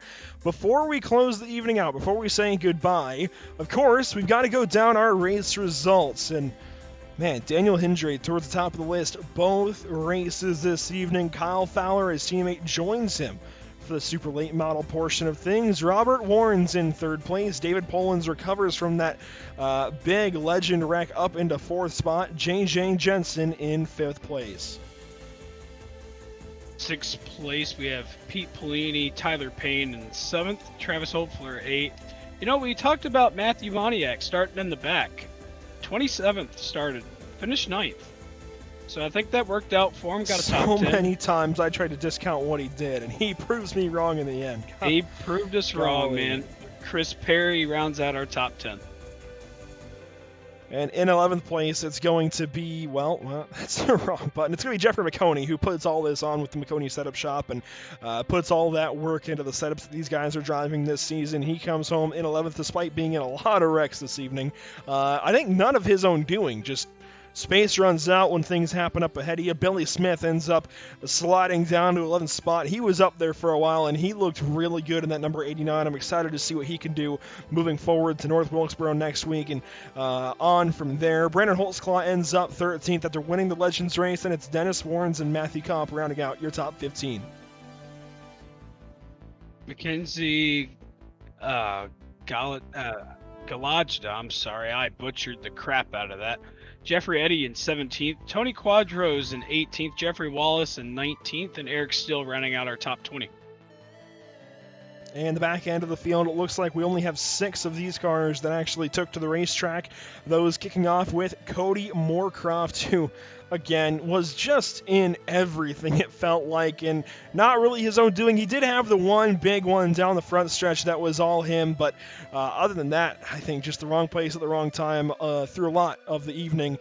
Joseph Ralph ends up 22nd, 32 laps down. It's Gregory D. Moon, who did not set a qualifying time. He finishes 23rd. Kevin Blackburn back there with him, 24th. Luke Brown, another really rough night for him. He finishes in 25th, and Harold Ralph only made it 4 laps before finishing in 26th, 71 laps down. Matthew Lee, Carl Burke, they entered their names into the hat, but did not make it to the race. Trey Patton, again, thank you so much for being here with me this evening. It was a great night of racing, and man, I'm really looking forward even more now to the rest of the season. A lot of cool stuff ahead.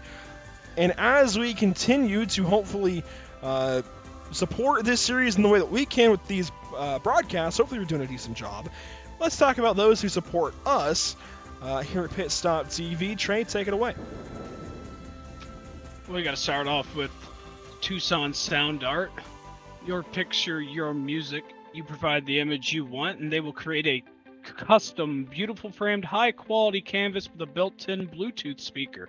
With Sound Art, you get the best of both worlds. Visit TucsonSoundArt.com for additional info. Of course, we have permanent makeup in Maine.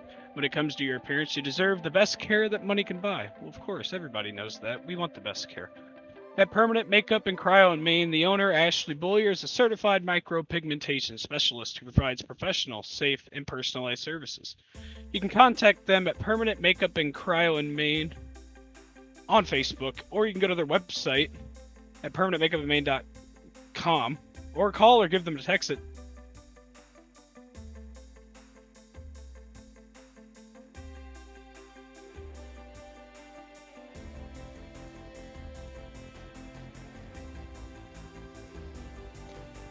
Well, I'm not sure if that's on my end or Mr. Patton's end, but I'll try and finish up for him there. We're, of course, going to thank Whiplash Media, Pit Stop TV's new parent organization that specializes in sim racing resources, be it paint schemes, camera packs, stream overlays, and more. You can find it all at Whiplash Media by just messaging Whiplash Media on Facebook and inquiring about each of those. You can get all of our broadcast camera packs, or they can throw a custom one together for you. It's really an easy way to get some beautiful looking cameras. Be it just trying to maybe set up a second computer to stream another POV of your races, or just get some pictures afterwards. We can help you with that. Make sure to contact Whiplash Media. Also getting into real racing, offering services like public relations, social media coverage, photography. With the addition of Trey Shuttlesworth, that was a big one for us. So you can definitely contact Whiplash Media to just get all of your multimedia concerns out of the way with Whiplash Media as it relates to usually racing, but even other things as well. It doesn't matter what it is. We can help you out with multimedia concerns. And again, want to thank, of course, Emerson Ardon with our social media coverage, because that's a big part of that social media coverage or Whiplash Media being provided for us.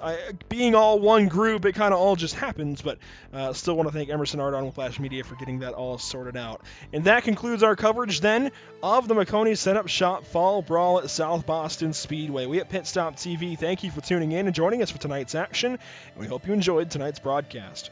Join us again Sunday as we welcome a new series to Pit Stop TV, and again Tuesday when the Operation eMotorsport iRacing League returns at Circuit of the Americas. Make sure to follow us on Facebook at www.facebook.com/pitstoptv, on Twitter at pitstoptv_, on Twitch, www.twitch.tv/pit_stop_TV, and on YouTube by searching Pitstop TV. For Pit Stop TV, this has been Trey Patton with me in the booth, Emerson Ardon behind the scenes. I am Andrew Cardinale IV, and again, thank you to all servicemen and women across the globe, keeping us safe here in the grand old US of A. We appreciate everything you do for us, and thank you to all of the first responders keeping us safe here when we need you most. We will see you next time again, Sunday, Tuesday, and Wednesday next week, and again Friday with the Maconi Fall Brawl. We'll bring it all to you live here at Pit Stop TV, and we will see you then. Have a great night.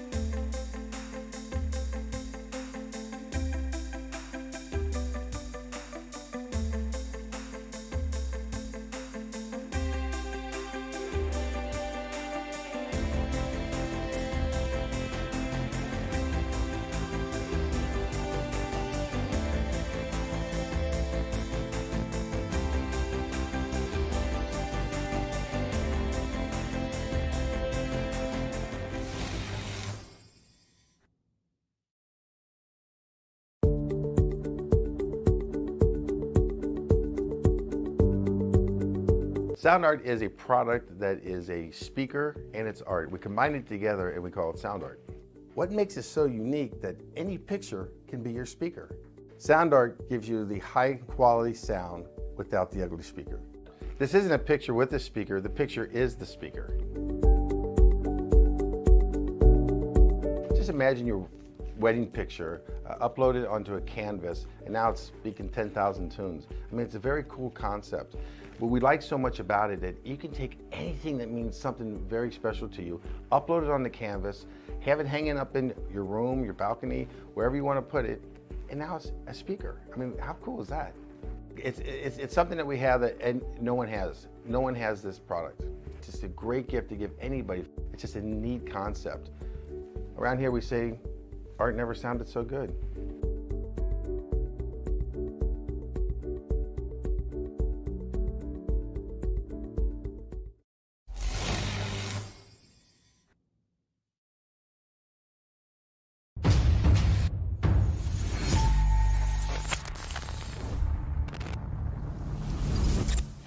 At Mcconey Setup Shop, we offer custom-built setups for any asphalt oval car.